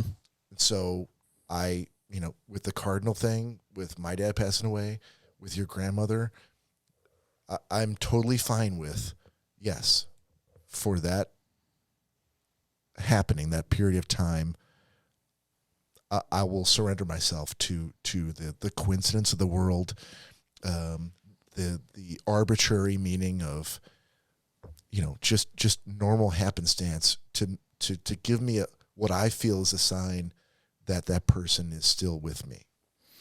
Yeah, and I'm with you there. I'm a kind of a hybrid. I want to attempt to debunk, and I'm very logical. But there's certain things that are slapping you too much in the face that you can't ignore, Yeah. And so you surrender to that. But I'm sorry, Todd, go ahead, buddy. No, not a problem. I was going to say, actually, I'm supporting what you guys are saying, but I would say ultimately, I think it goes the other way around. I think really, the point I was going to try and make was this: most every other day until we have either loss or something like that to actually ground us in a moment of thought about us, how much we care about a person, the days and things move so fast. At the end of the day, we're not paying attention to any signs that we might get around that any other day. We all, how many times have you driven to work or driven someplace an hour away, but you couldn't name two things you saw on the highway or a car that you passed? Our minds are busied and are set up, especially today. I think as the more technology there is, the more distraction there is in our lives. We don't slow down to do that. So I think that there's both sides of the coin. I think that you to your points. I mean, ultimately, I look to logic, right? If something happened and you think that it's supernatural, I want to first seek to debunk it just to make sure I'm not making too large a leap. Yeah. But I have faith that there is something greater. Because again, if not, what's the point? And by the way, we see. It really, like, if you slow down and think about every single day, there's something that happens that science can't fully explain, no matter what, especially with the human condition. And so, therefore, I think that on those days, and it's the unfortunate thing, we go through life and we don't appreciate the time that we have with people and all those moments, and then they pass away. And then the world slows down for us a little bit, and then that allows us to see the things. And again, maybe they're a little bit more visible, or they may be a little more on the nose because you have that grief. But I think ultimately, if you slow down every day a little bit, you'd see that this we're all interconnected. And so again, I have again, I'm a smart ass about it, but I've always had faith. And so the fact that you were saying, Bob, that something moved you to have that, I think we should all have faith, because at the end of the day, if there's not that, then what's the point? And then we're doomed. What have you if not that? Sure. Correct. Darkness. Correct. Correct. Eternal black. Todd, well said. Well said. I could easily tack on a smart aleck addendum to that, but I don't need to. And I feel wholeheartedly that, my grandmother obviously knows me better than anyone. She changed me. She helped raise me, and so the conversation that she could have overseen with my cousin, of us saying, yeah, it's a pretty good coincidence you got a female robin making a nest. How often does that happen? Yeah. And said, all right, I got something for you. You need something more in your face? Okay. I'm going to land 3 feet away from you and stare at you. Right. And it's going to be a bright red. It's going to be a completely different one. Yeah. It's going to be a male cardinal. How about that? So at that point I was like, the connection with her always having a cardinal in her rose garden that was a windmill, and out of nowhere I'm putting this windmill together that day, and we had that conversation, and I wasn't sold. I really wasn't. I'm like, it's nice. It's nice to think about, but I'm the first, like you, Todd, I'm the first to be like, this is happenstance, Yeah. And then that happened, and it was very strange. So, and I'll just, Todd, if you get a shot ready. So this was, not to scare it away, you guys won't be able to see this, but to show Bob, that is the brown female one raising the crest. Okay. With the red beak. And then this is me sitting in, jerking off in your bathroom while your dead grandmother watches. Yep. So Excellent. that's something she had. Like that. Oh man, that's what she had. And it was my whole childhood. It was sitting in a rose garden. And I knew there was a tie from her to not just someone passing with cardinals, but she had something cardinal. I'm like, I know she had something. And I asked several family members. They said, you're right. And my dad actually said, it's still at her house. It's in her flower garden. So my cousin Natalie said, you should take that home and put it at your house. Did you? I haven't. It was just today. So, no, I haven't been there yet. But this. I think you should definitely take advantage of that. Staring right at me. That's crazy, man. But again, we seek to see the meaningful. We want to see what we want to see. Right. Yeah. And who am I? This has never happened to say that you didn't see that. Who am I to say that that's not real to you? That's not meaningful to you? But the fact of the matter is I can look at science and I can look at probability. Science.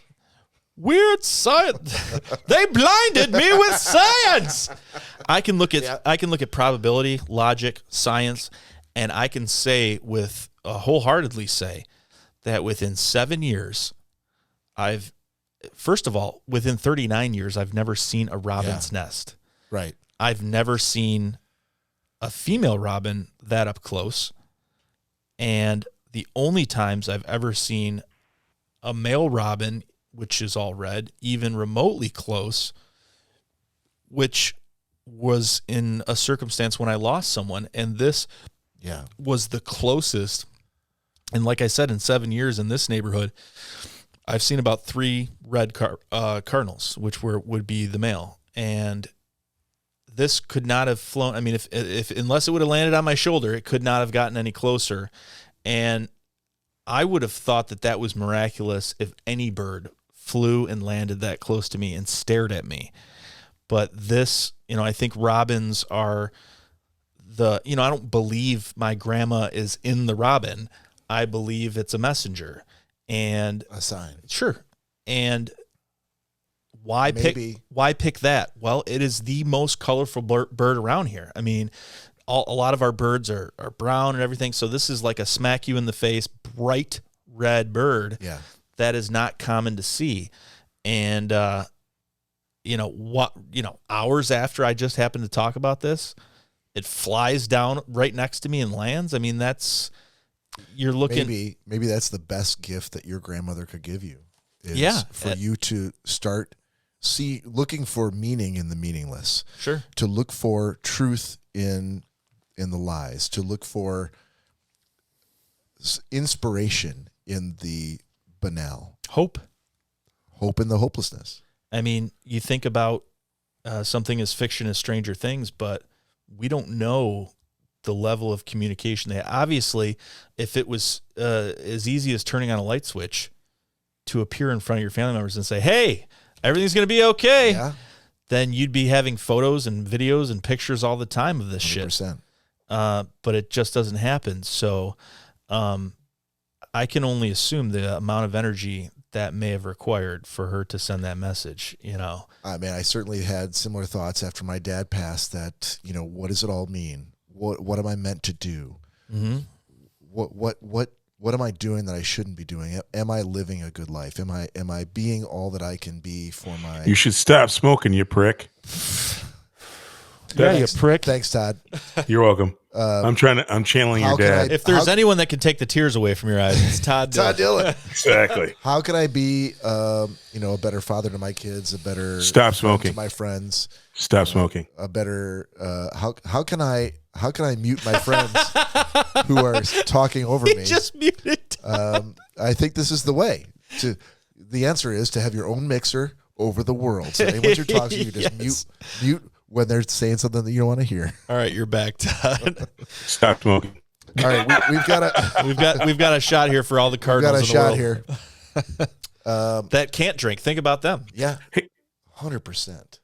Well said. Rest in peace. So recently, I know that you lost your grandma. I recently lost one of my really, really good friends. My high school football coach, Coach Dietrich, passed away. Again, had a long life, but truly somebody who molded me and huge impact on my life. I also lost a team member from my. Pardon? I'm sorry. Go ahead. This is hold on. We gave him tons of shit about his grandmother watching him jerk off. The least you could do is take this shit from him about your ex football coach. Yeah, absolutely. I didn't complain. I just said, hey. I mean, ultimately, Coach Dietrich, rest in peace. He really molded I also you. lost one of my former teammates at Iceland, Richard Blaylock, and Todd, it's not a competition, okay? No, I know I'm not. We're taking the time. We actually had a deeper conversation, and the one thing that struck me in this conversation is, again, we need to take the time and enjoy the moments. Ultimately, when I look back, look at the things that I when I live, I don't want it to go so fast. So I'm not paying attention to the things that are telling me to be a better person, be kind to people, and be the type of person that my coach and my teammates would want me to be. So I think that's what I wanted to take away from this. Well, let me please then let's raise a glass. Everybody who might be listening, to Nick's grandmother, to everyone that's lost, to Todd's coach, to Todd's colleague at Iceland, to everyone who's lost someone who's important to them, to my dad, to Corey's dad, to everyone who's lost someone important to them and close to them, can find a way to look inward and remember them. Cheers.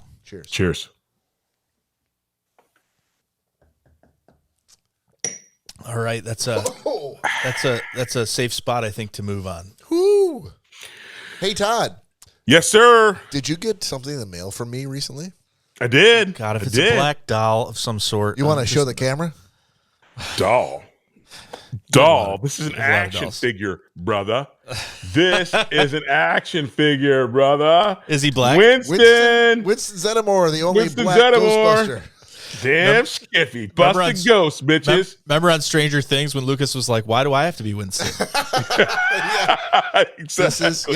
Todd's like, why did I have to get Winston? I'm like, that's what I do. Absolutely. I love it. Mike was like, oh, I don't know, just because you have a lot of his characteristics and everything like that. And he goes, oh, so because they had two of one of the Ghostbusters. I forget the guy's name. But it's Egon and Raymond Stantz and Pete Venkman. Yep. Pete Venkman. They both were Venkman. They showed up and they made their costume. He goes, we can't both be Venkman. And he goes, okay, well, then who's going to be Venkman? He goes, Mike goes, well, I should be Venkman. And he goes, why should you be Venkman over me? And he goes, because I thought of it first. And he goes, we made our costumes and didn't talk about it. So we don't know who made it first. Right. So how are we going to decide? He goes, well, I think it's pretty clear that I should be Venkman. And he goes, why? Because I'm black and I'm got to be the black guy. He's like, oh no, it's got nothing to do with that. It's just you remind me a lot of him. And he's like, yeah, okay. Yeah, okay. Right. Now, hold on. You have seen Ghostbusters. Yeah, it's been a very long time. I couldn't quote it or anything. Yes. The original. Yes. No, you don't have to be able to quote it as long as you've seen Michelin Man or the Stay Puft. Stay Puft Marshmallow Man. How did I come up with that? You? I don't know. Excellent, sir. Thank you. I was looking for something that was a little bit different, and I saw that, and I'm like, God damn it, I had it sent to your house immediately. He actually told me he wished he found a toy that was blacker, but he could only find that one. Yeah, that was the blackest. Right. He's running out. He's starting to run out. No. I'm not running out. I have a long list of shit. I don't have enough time or money to send you all the shit that I want to send you, so I'm just going to space it out. No, I love it. This is perfect. I gotta find new space. Ultimately, I think the other cool thing is, by the way, when I'm at work, my camera actually faces my shrine of and all your coworkers are like, what the fuck? My shrine of darkness, motherfucker. Shrine of darkness. My brown superheroes. There he goes. He's got the top spot. Dave Chappelle. Charlie Murphy, they should have never given you motherfuckers money. Fuck your couch. All right, I want to take this. I think we got about 10 minutes before we got to wrap this up, but I want to say let's move into gentlemen. No. Airing of grievances. We've got airing of grievances. We've got existential. Hold on. Go ahead, Todd. I have grievances. Yeah. So we're going to airing of grievances. I just before we came back from the break, I recorded a little bit, so I may have something there to cobble together. Just a very quick intro to airing of grievances. I know you've got a lot of segments you're working on, Todd. I know, I do. I do. I'll get it. But in the meantime, you can't let grievances go past. No, you must not. So go ahead, Todd. Yes. Give us all you got. Give us all you got.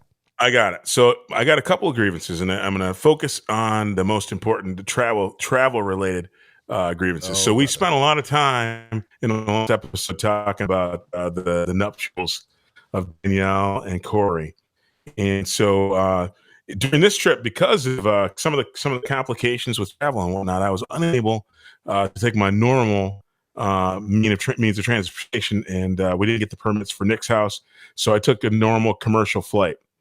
And my grievance is this: I'm sitting in the first class cabin, and the last thing that you know when they do, how they do the like, here's how you buckle your seatbelt. They're doing all the announcements, right?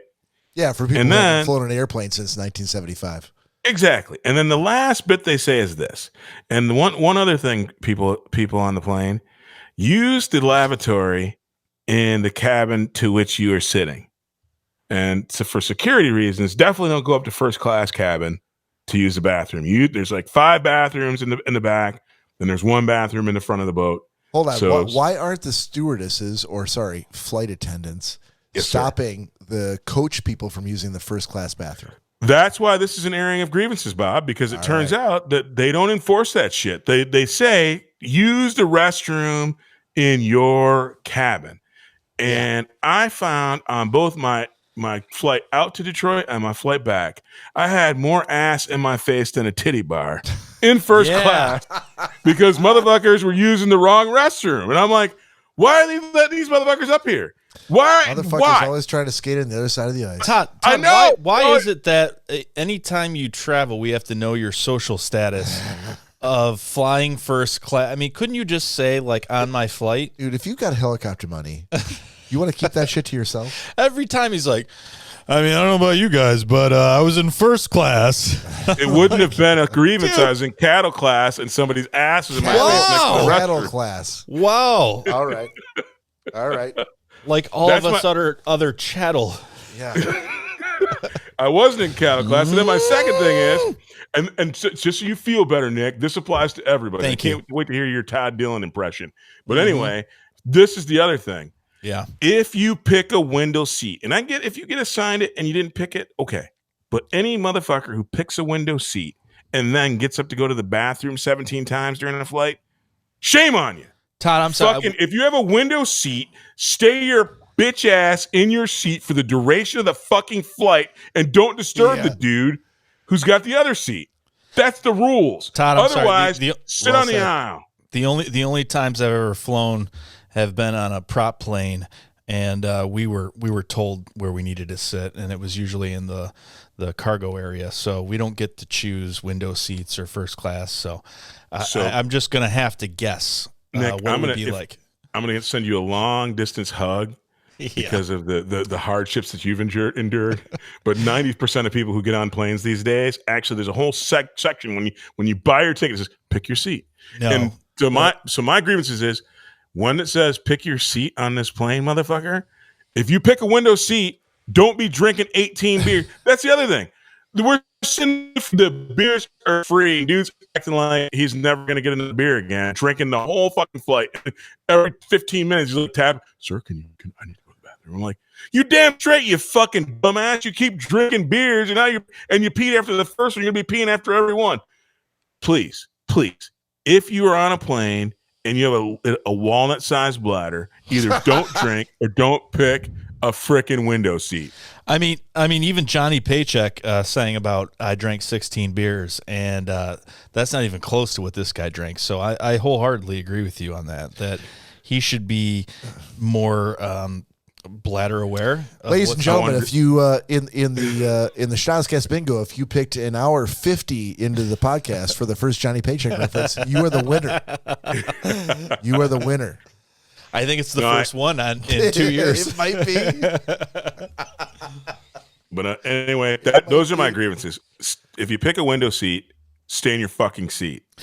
Todd, if nothing, an empath, and I feel your pain. I haven't been there, but I feel your pain.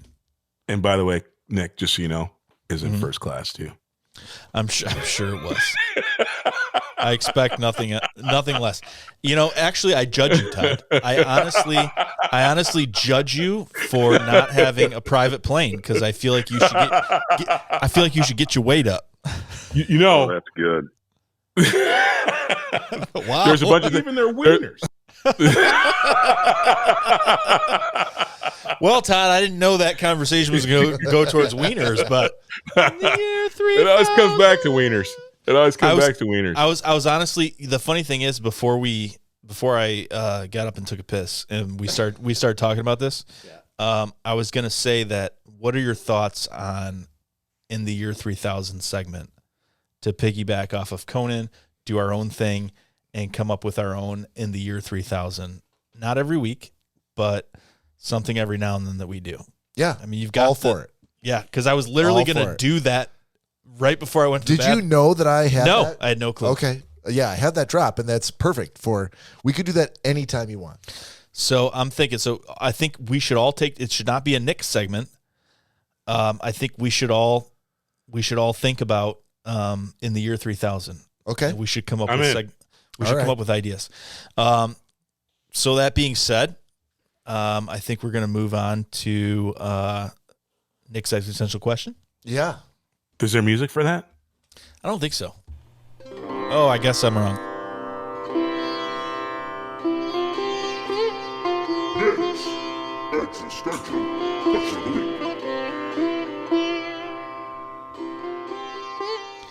All right, ladies, gentlemen, and they, them, and their. Way to be inclusive, sir. I'm trying to reach out to everybody.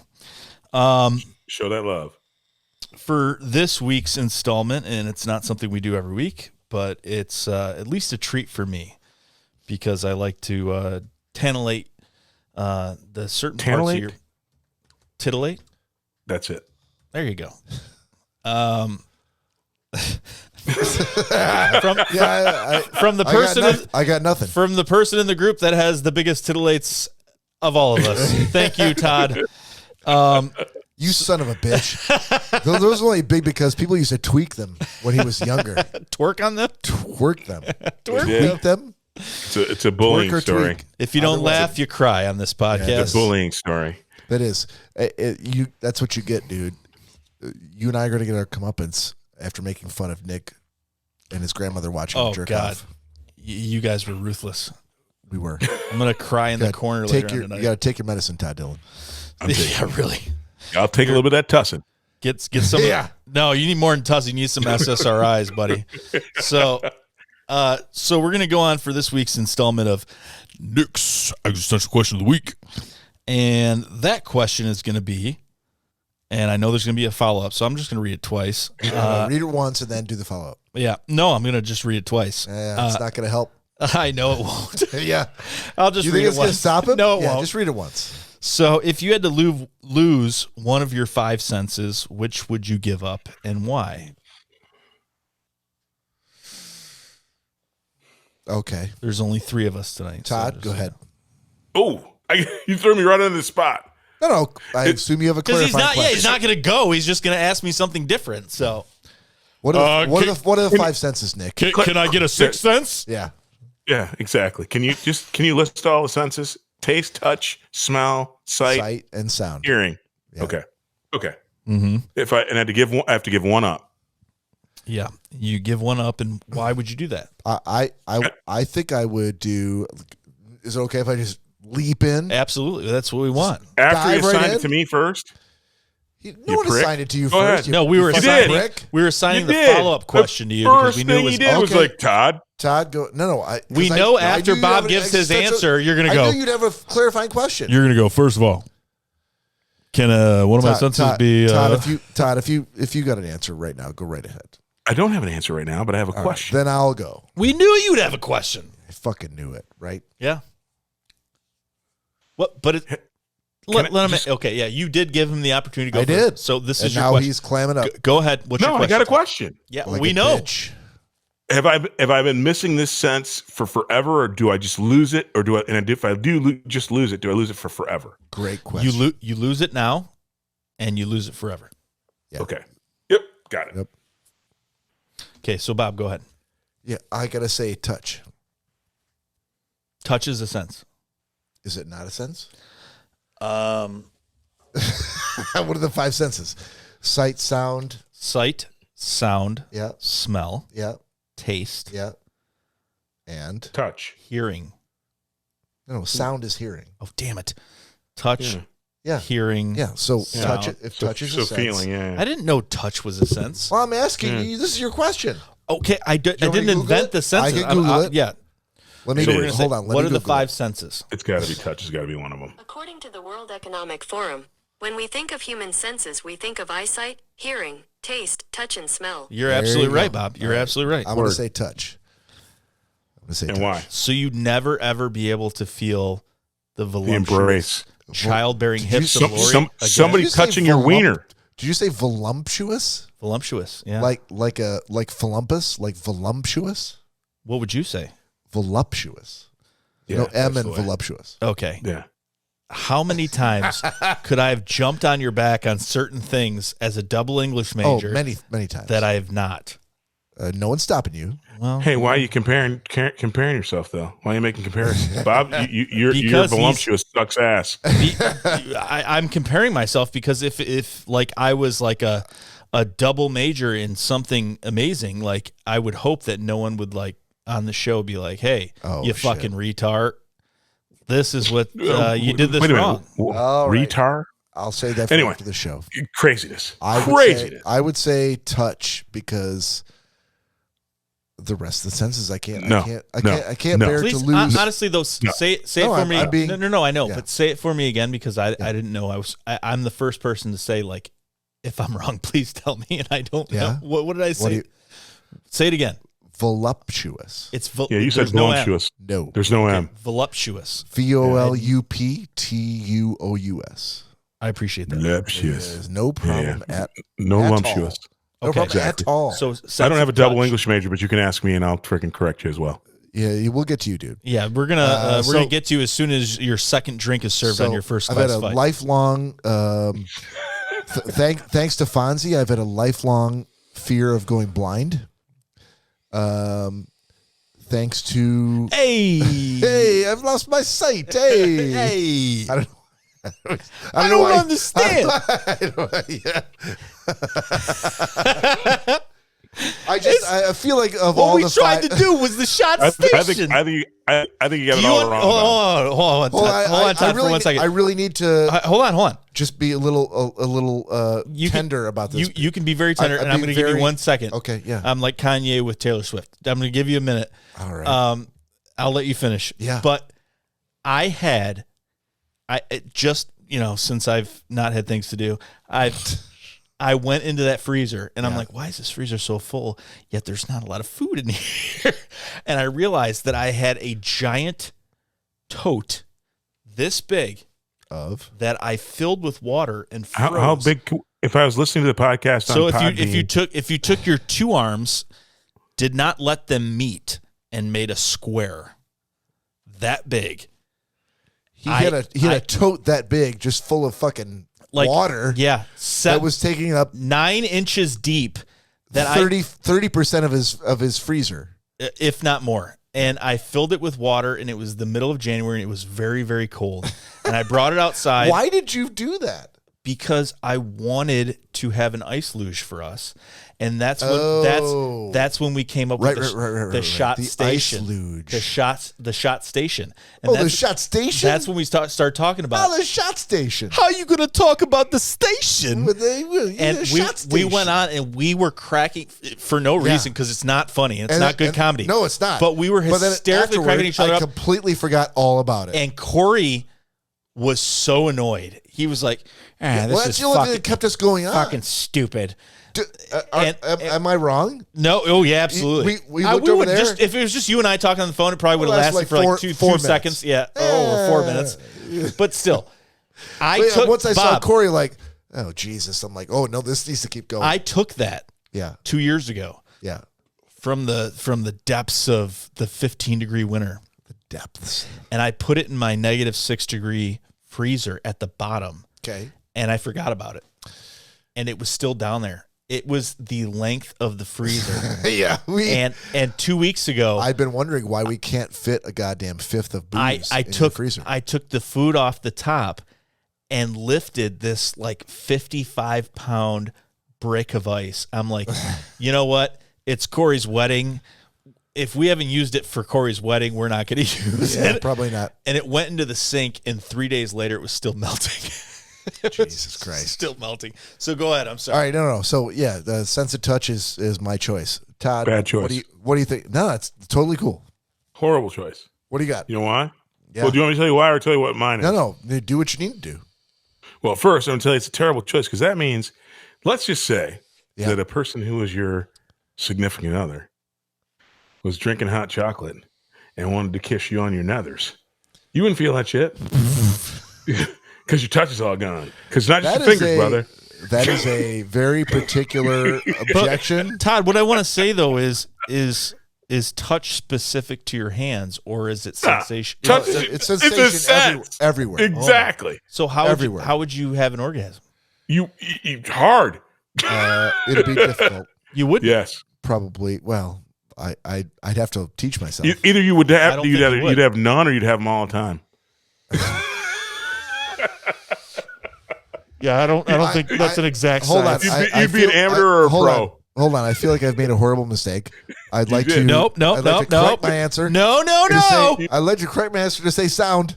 No, I was going to say sound. You still screwed it up. Competition. How you guys are both getting it wrong. I'd give up the podcast if I could have an orgasm again.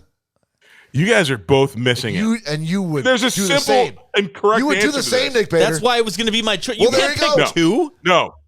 You guys are all getting it wrong. I gave up my first choice. I went back and I said, sorry, no, yours is touch. All right. It's wrong. So, yeah, mine is going to. Yeah, go ahead, Todd. I know what yours is, and it's wrong still. And I just want to give you the right answer. You can amend. Thank you. You're welcome. You know what's wrong is my grandma watching me jerk off. That's wrong. Exactly. Very wrong. My dead grandmother. In your eyes, but maybe for her eyes, it's so right. No, it's not. She doesn't have eyes anymore. So right. No, it's wrong on both ends.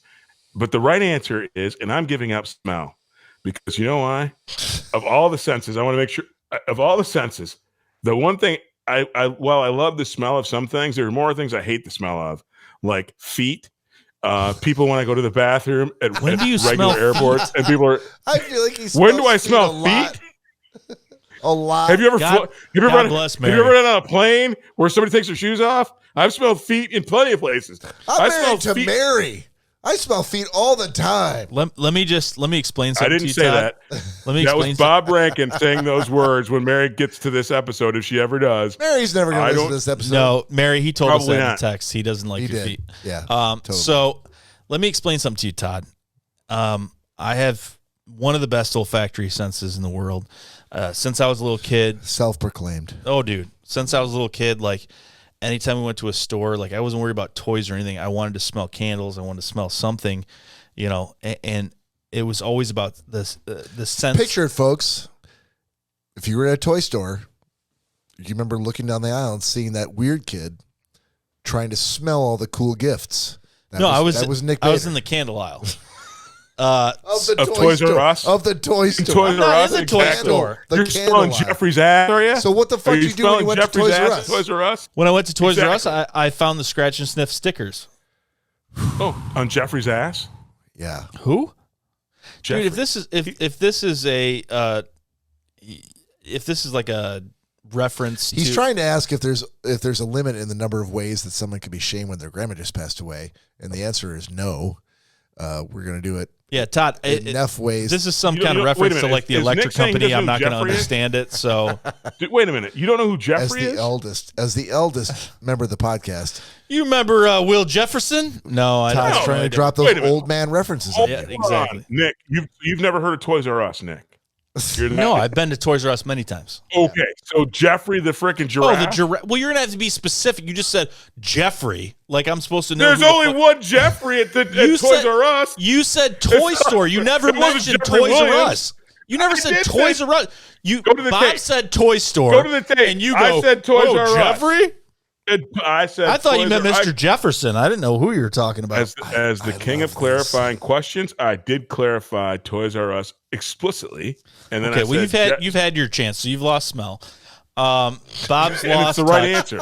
Bob's not getting orgasms. Yep. And let me just tell you something, Todd. From someone that asses anymore. From someone that has been in the culinary arts and also loves to cook just like you do.